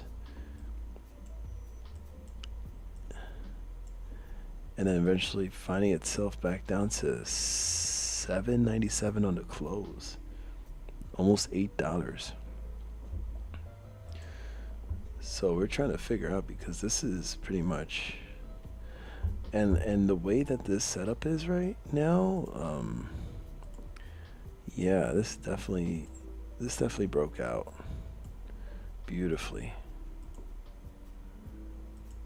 This literally broke out of this falling wedge, whatever you want to call this, and then from there, you can see that there was a previous gap on the daily chart that was filled officially as of Wednesday, this past Wednesday, and then it bounced from 623, and then this past this Friday session going up as high as 839, almost 850. So then you have that. And now that we have a bounce, we're going to see if there's some type of recovery for open next week to retest perhaps $9, probably even $10, in my opinion, not financial advice.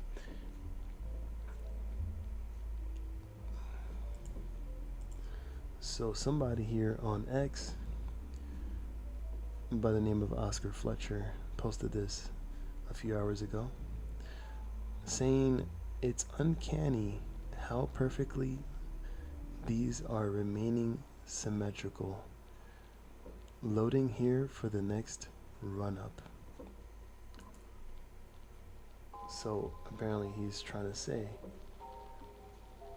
that they have something symmetrical with their charts, that perhaps it could follow the same algorithm or fractal, whatever you want to call it, as open, to then bounce back up and retest those previous levels at 4, 5, and so forth. It could happen. That could cause a lot of shorts to burn and probably close shop and head to the streets almost bare naked and poor and go for another run or another rally and pretty much another round. So that's interesting.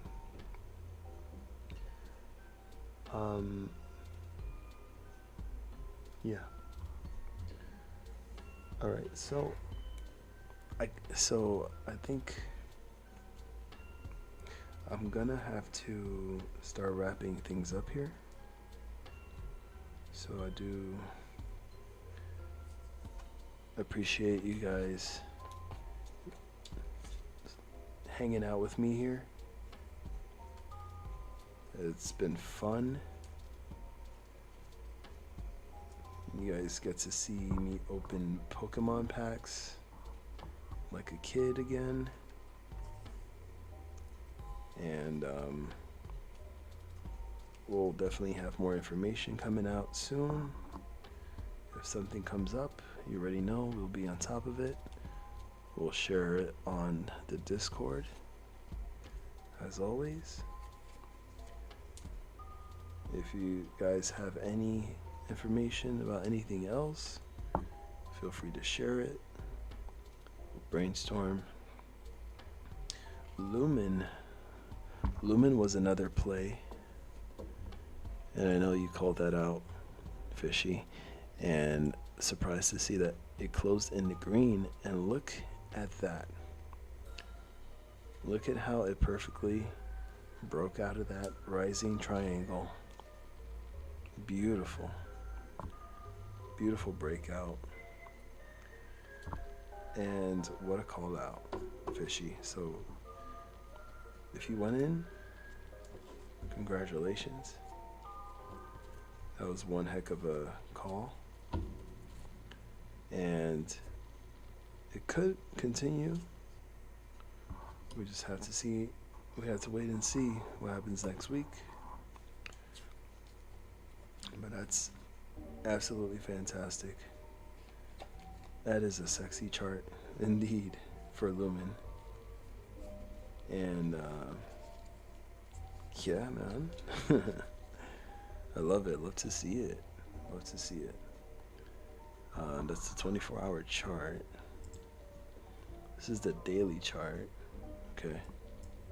Now it is on the parabolic RSI. It had touched again around these levels, so it's overbought. So always manage your risks, again, like I always say, and careful. And I was gonna say, Lumen was good. It was a good one for sure. So I like that. What else I was gonna say?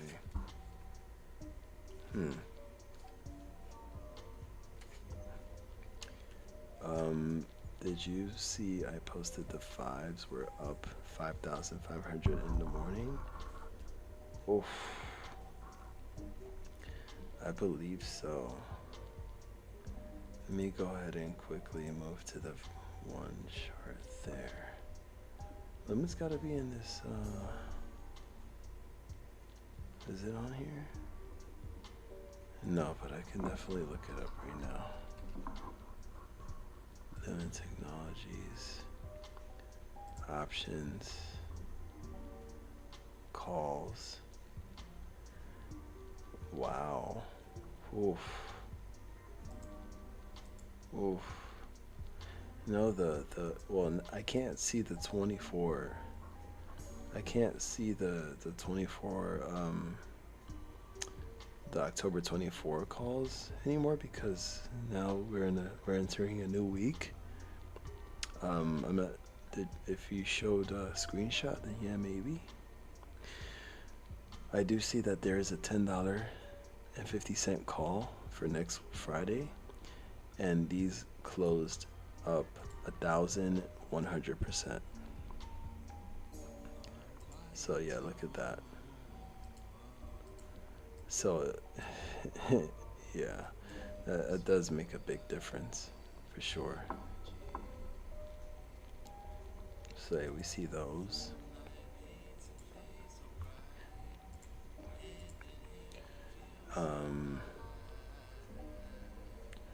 Get really high. You can see there's a lot of volume building up for next week too.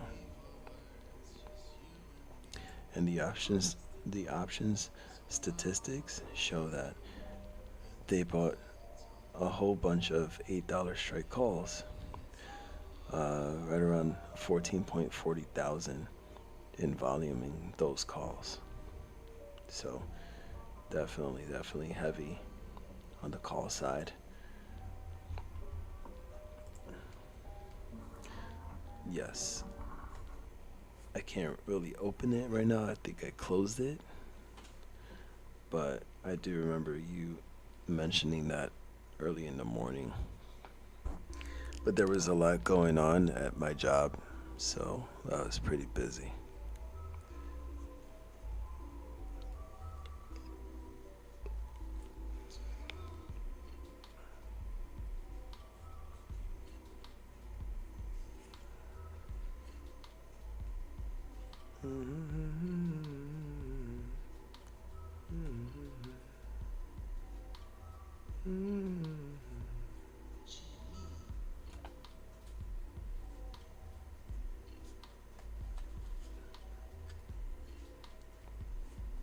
Hell yeah.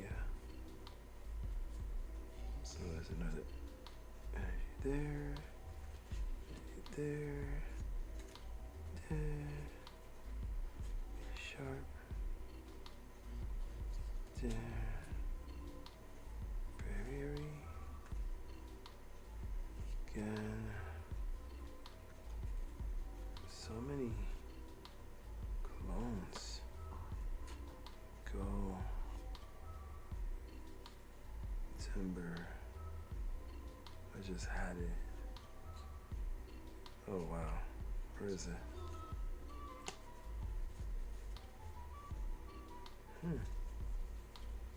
It's sharp. I'll go look again.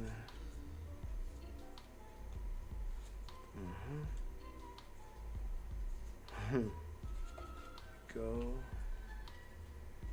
Double again. Again.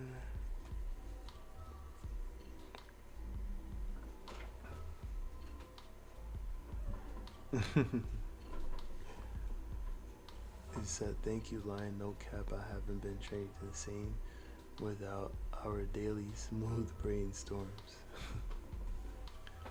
Yeah, I mean, like, honestly, look, I gotta say this, cause like, if you're in an environment where there's almost no way to open your mind and expand for more growth and knowledge and finding out things about other stocks or companies, for example, and you know that there is a huge potential for something big to happen with those companies, then you will jump on it with full conviction, and you make your move and you make your money. Versus you being in an environment where it's constantly the same subject over and over again for like 99.8% of the time,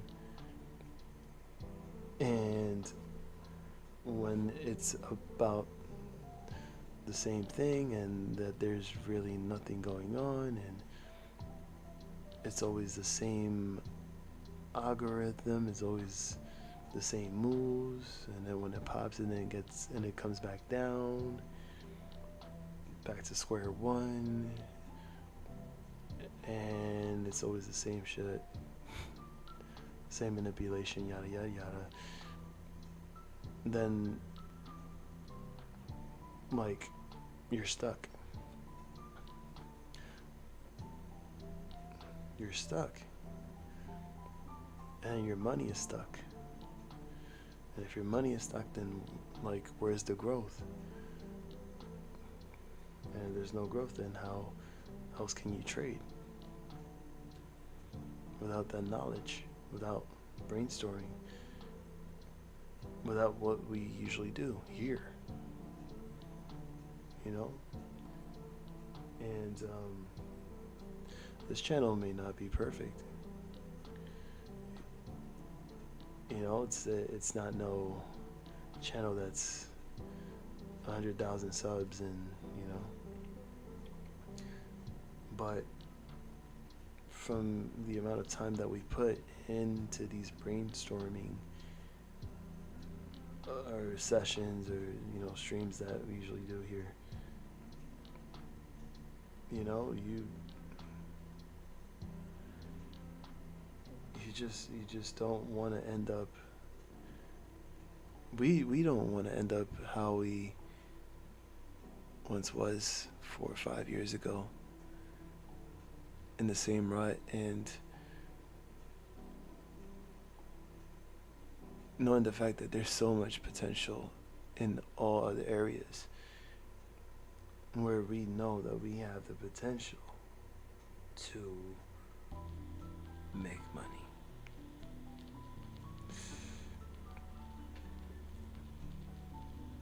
Carajito, brother, you haven't been here in a long time. Dude, awesome. It's good to see you on here. How's everything? I feel like the Carajito,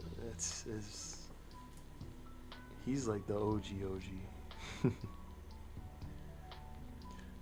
Exactly, quality over quantity. Once you have the quality, then you'll have the quantity. And that quantity is usually, with a lot of zeros involved. Yeah.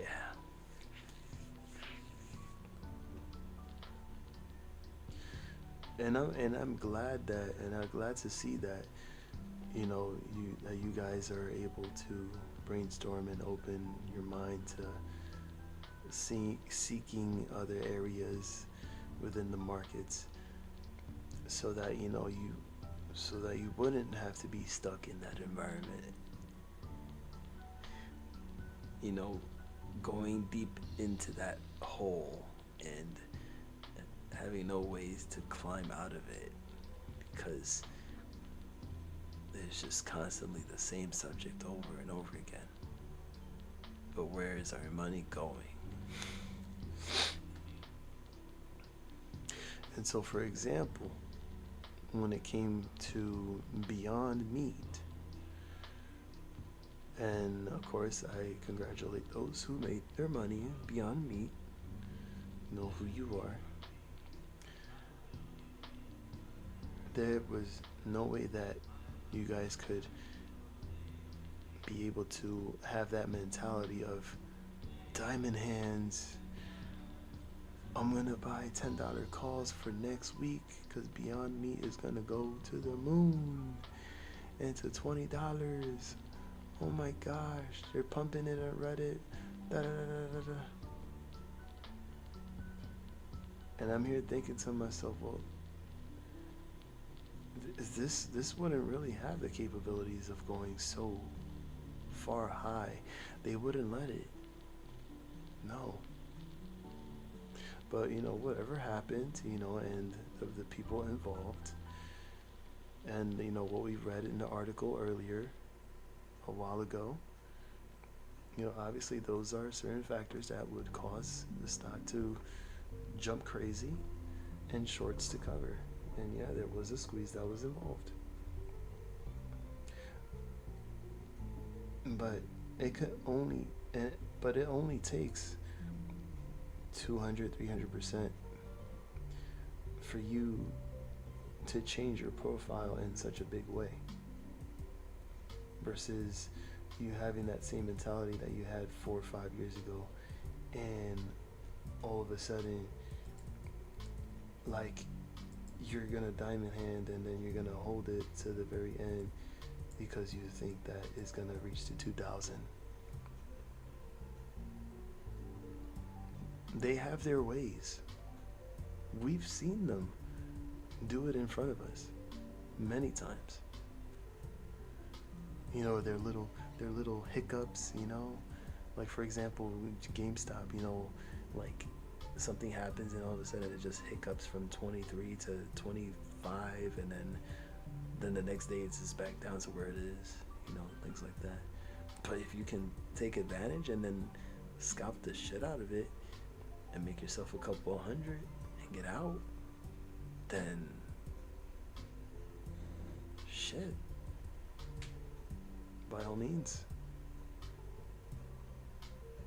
that was a successful trade. But we all have to keep it consistent. We have to keep that money ball rolling, snowballing, because we cannot be stuck in the same mindset. But it doesn't mean that it's not completely over for Amy and Jimmy, because eventually, and we all know, we all know that they both will have their time and place in a specific time and event where something happens and that it would trigger and cause the inevitable, and then things start to happen. So that's one possibility, that you could take advantage of Amy and Jimmy. Not financial advice. Rocket Lab, I remember you introduced us to Rocket Lab from Midas, right? And take Rocket Lab for example. It has been a rocket and a half, literally, throughout the past year and a half. And mind you, this stock was hovering around $4 to $5 for like 2 years, until it really started going right around the summer of last year, where it was about $5, and this thing by January of this year went up to $30, came back down to 15, 16, and then really went on a rocket ship.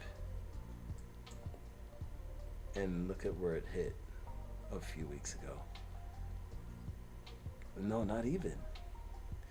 On October 15, Rocket Labs hits a 52-week high of 73.97.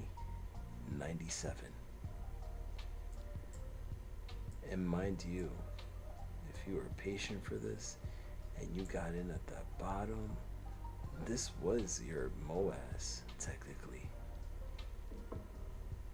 And we're talking about riding from $4 to $5 all the way to that point, almost 2,000%.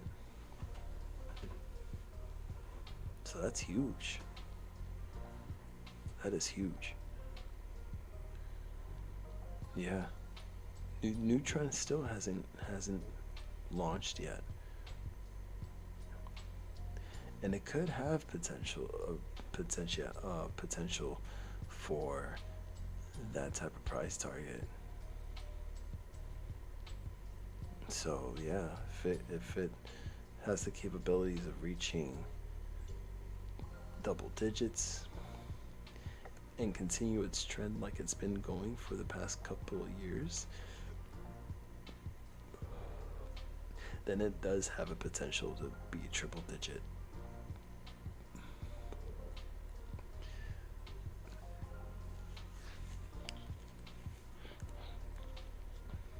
You might as well take over Lockheed Martin. It's huge. What other things what other sectors we talked about? We talked about quantum computing, and look at where that had set off. Look at Rigetti Computing. Look at the monster rally it's had. couple of times back in the end of 2024 when it was just about 60 cents to a dollar, going as high as $21, then back down again to like $7, $8, and then going as high as $58.15.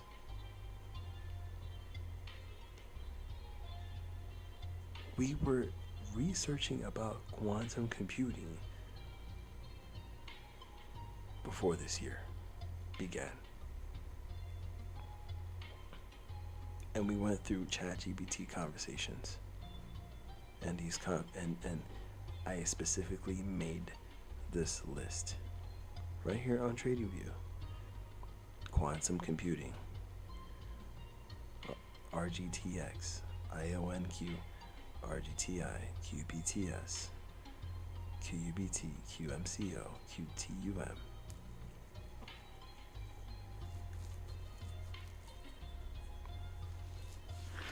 We Midas and I might have been researching this at the same time. You'd be surprised. You'd be surprised if we were researching this before. But we knew about it, and we knew the potential for quantum computing. I still have yet to figure out who that person was who was talking about BNGO, bio-nanogenomics. And I had specifically decided to ask ChatGPT based on this company and their technology, and hypothetically speaking on if they were to be able to work with one of those quantum computing companies like Rigetti or IonQ to work with their genome, to whatever technology they have, and how it would be able to compute information so much faster than just a regular supercomputer, and so forth. Maybe it was you, Fishy. Maybe it was you. But look at the setup here on the daily for bio-nanogenomics. It's consolidating a little bit. You still have that big gap from $2 to like $2.75 roughly. It could have a potential, maybe, perhaps. 4-hour chart. Yeah, it definitely shows like it's been consolidating throughout this whole time. Since September, since the public offering. You know, it did go through a reverse stock split before in the past, back in January 27. So, still kind of looking at the radar for that one.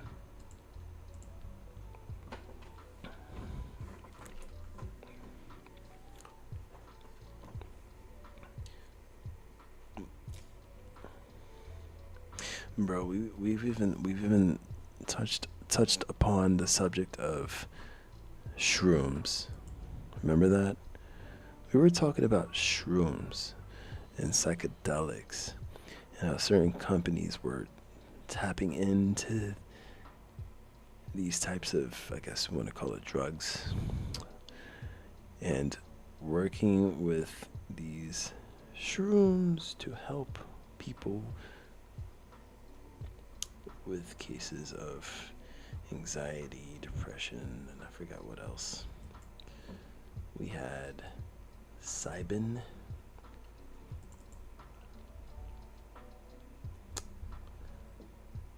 We had Mind Medicine. And look at Mind Medicine, by the way. This is now a $12.38 company. Growing. This was at a bottom of 470.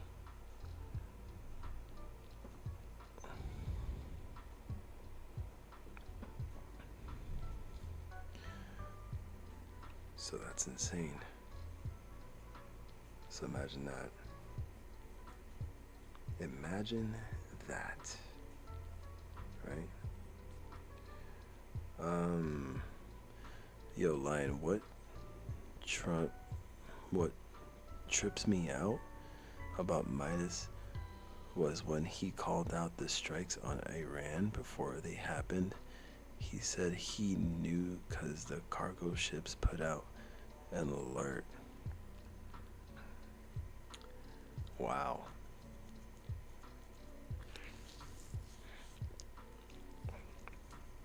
What was his source on that information?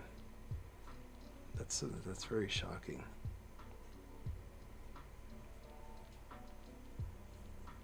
That's very shocking to hear. Wow.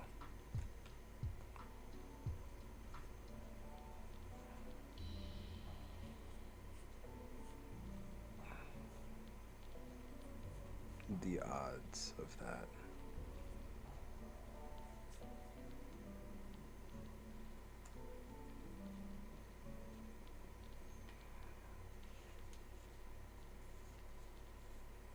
It's crazy.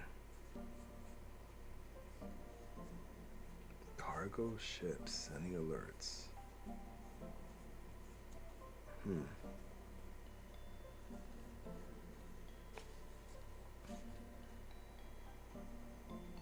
I gotta go ahead and put these cards away. Dude is elite. Ain't that something? Can you imagine that? That'd be sick. Dude is actually elite. Elite.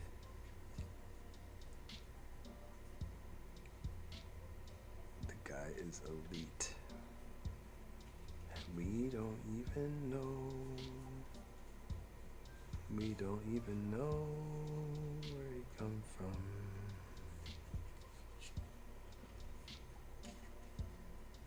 Who watches the cargo ship alerts if you ain't a sailor? Yeah. Unless he knows somebody very, very close that is in that field or who is out there that gets word of these alerts and sends him the message and gives him the insider information and tells him who's involved and what's involved in, etc., etc.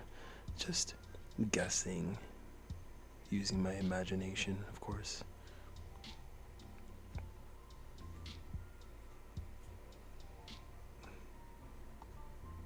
I would love to have insider information like that, because we would literally, in my opinion, bank off so much.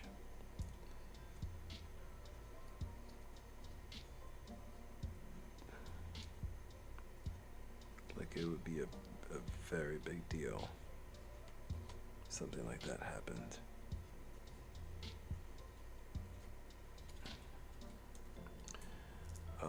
I did not have the opportunity to actually watch that video, but if you can be able to tag me on Discord, I'll be able to watch the video for you.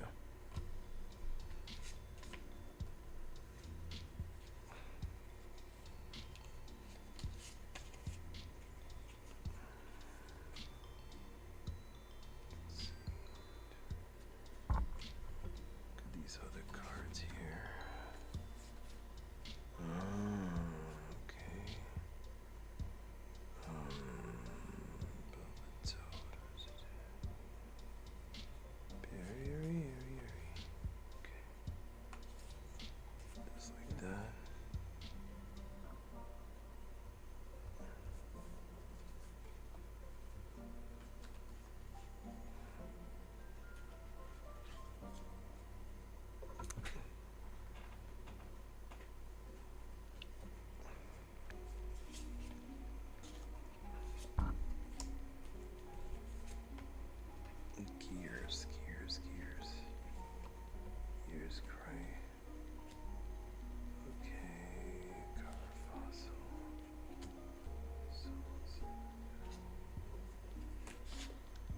he was almost 100% on all his call outs.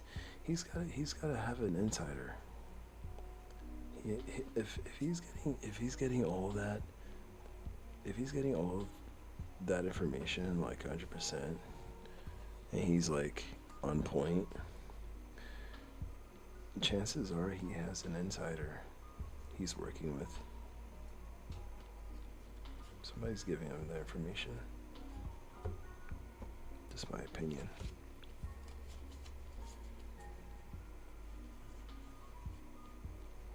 You have to be really careful with that information too.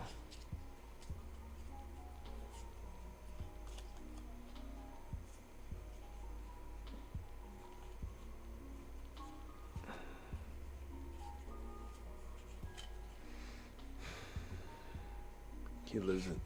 Who, Midas lives in Turkey? No wonder. It's pretty much in the Middle East.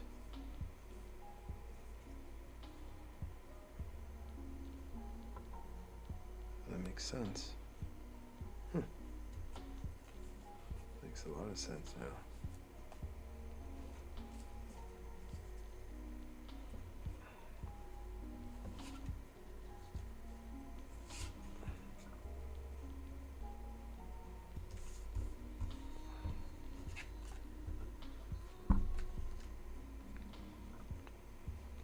He lives in Turkey. The Turkey.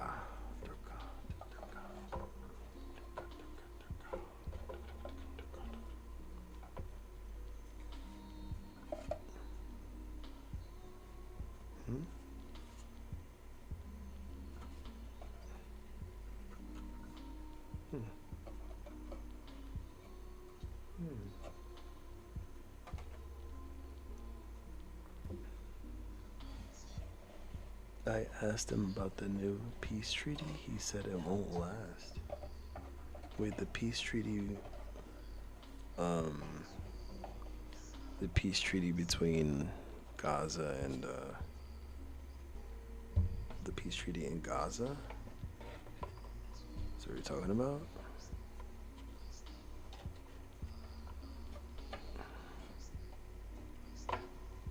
Can't imagine.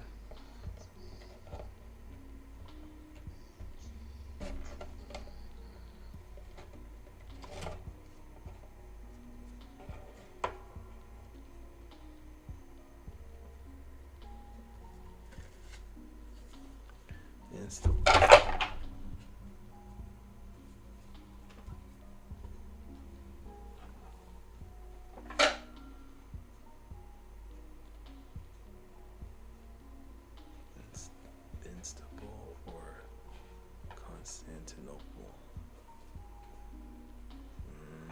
Okay.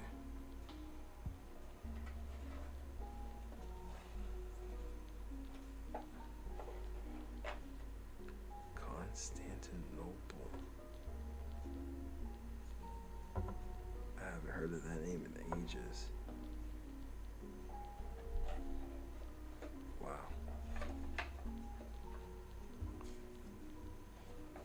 Put these cards away. Jesus, making so much noise. No way, dude.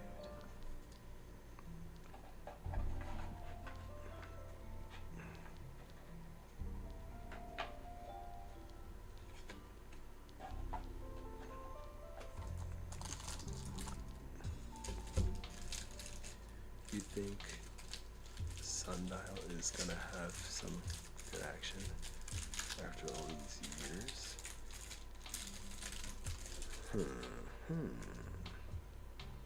Sundial.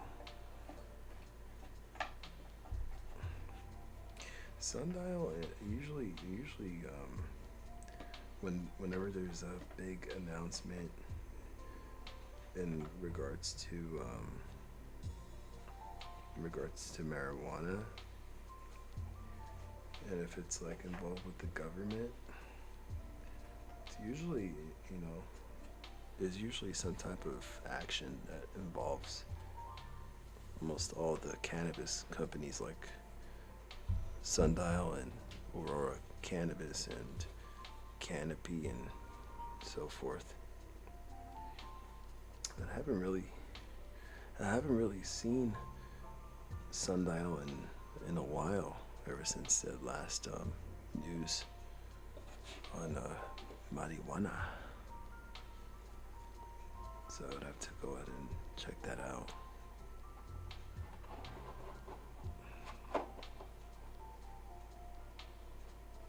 Hold on 1 second.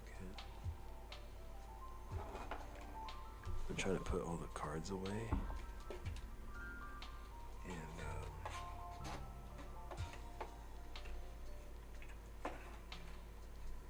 so make a lot of mess. Use this shit like that. Okay. There we go.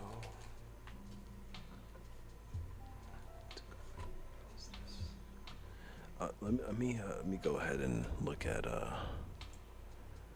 me see if I still have this on the list. Sundial. Oh wow. Well, it has been climbing up a bit. I gotta catch them all. All the Pokemon cards. Yeah. I'm on a hunt right now. Wow, look at this. All from the beginning of July. Look at that. This was at the bottom of $1.15. Went as high as $2.89, which is not too high. It's not. Then you have Tilray, which is somehow, some way in the same situation. If you take a look at both of their daily charts, Tilray somehow looks like it's trying to hold up here and find a bottom and try to climb back up over 150. But the EMA ribbons on the 4 hour, it did cross bearish. It's in a bearish trend right now. It could fill in this FEG here around 120 to 130. Sundial.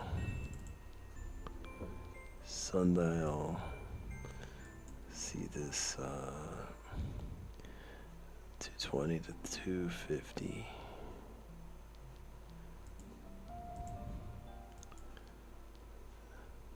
We have a little gap here at around 175.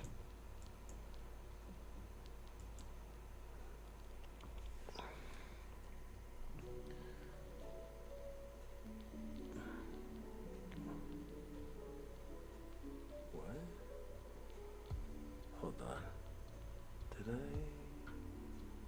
Where did I put that box? Did it drop on the floor? Where did it go?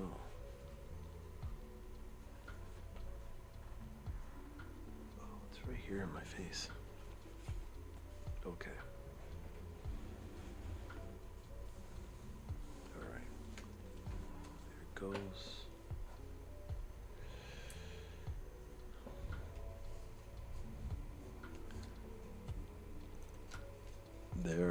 They're probably about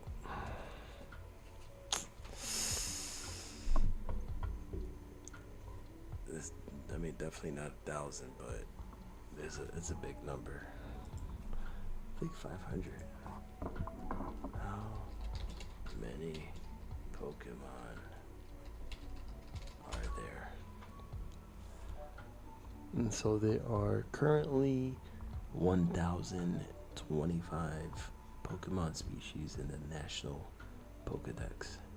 However, this number increases to over 1,164 when variations like regional forms, mega evolutions, and gigantamax forms are included. So, by species, 1,025 Pokemon. That's a lot. That is a lot of Pokemon. Huge. Ranging in different colors. Look at that. I mean, that's huge. This. And it's funny because they all kind of follow the same colors, like the energy types like fire, ice, fighting, leaf, electric, water, psychic, dark energy, dragon type, within those colors. It's pretty cool. But I do remember the base. I could probably name a whole bunch if I can remember.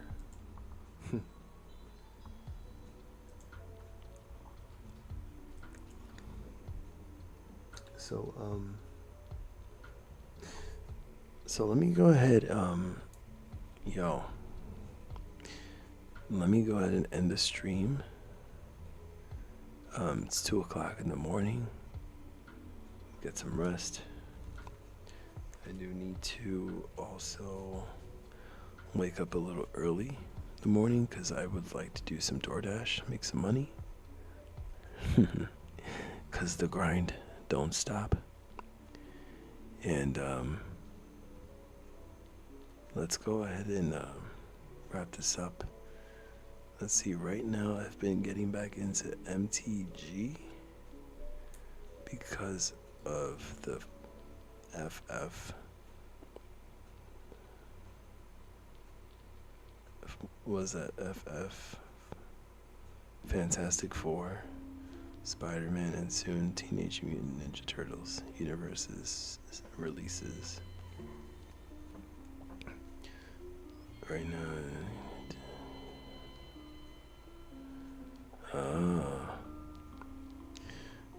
You want to share? If you want to share what you've been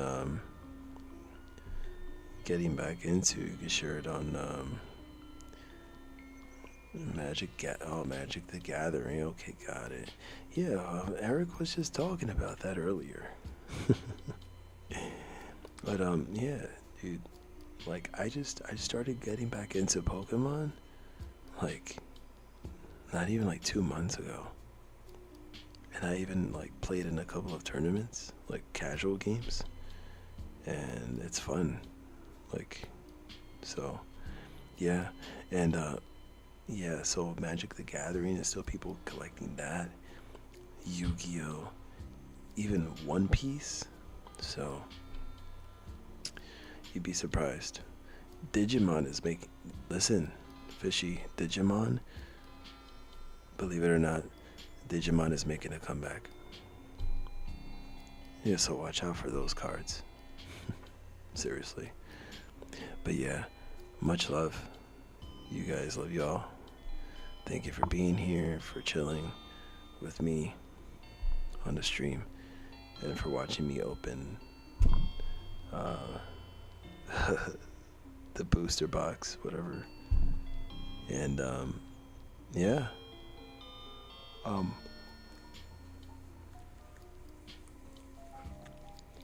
Yeah, we'll definitely talk more about that. And you guys get some rest. It's been a long week. Sleep well. Much love. I'll see you guys when I stream again. Eric, Carajito, Fishy, Adrian, Zelly, Johnny. Shout out to Kenneth. Shout out to TP. Shout out to Chris with a K. Shout out to Michael Anthony. And everyone else. Jesse. And no, I was not doing impressions. I was trying to do my best to stay quiet because, mother is sleeping. And it's like 2 in the morning and I'm feeling it right now. But yeah, shout out to everybody. And have a good one. Y'all, listen, you're all the best. And I want but nothing but the best. And making sure you guys succeed. Open those minds. And remember your purpose. And let's win. You said your ex Carissa? Oh boy. Speaking of Carissa, shout out to Matt K, aka Secret Squirrel. That guy. And shout out to the ones missing, who's in MIA. You know who you guys are. And yeah, so again, thank you. Take care. Love y'all. And I'll see you in the next stream with yours truly, Lion of all trades. In the Lion's Den.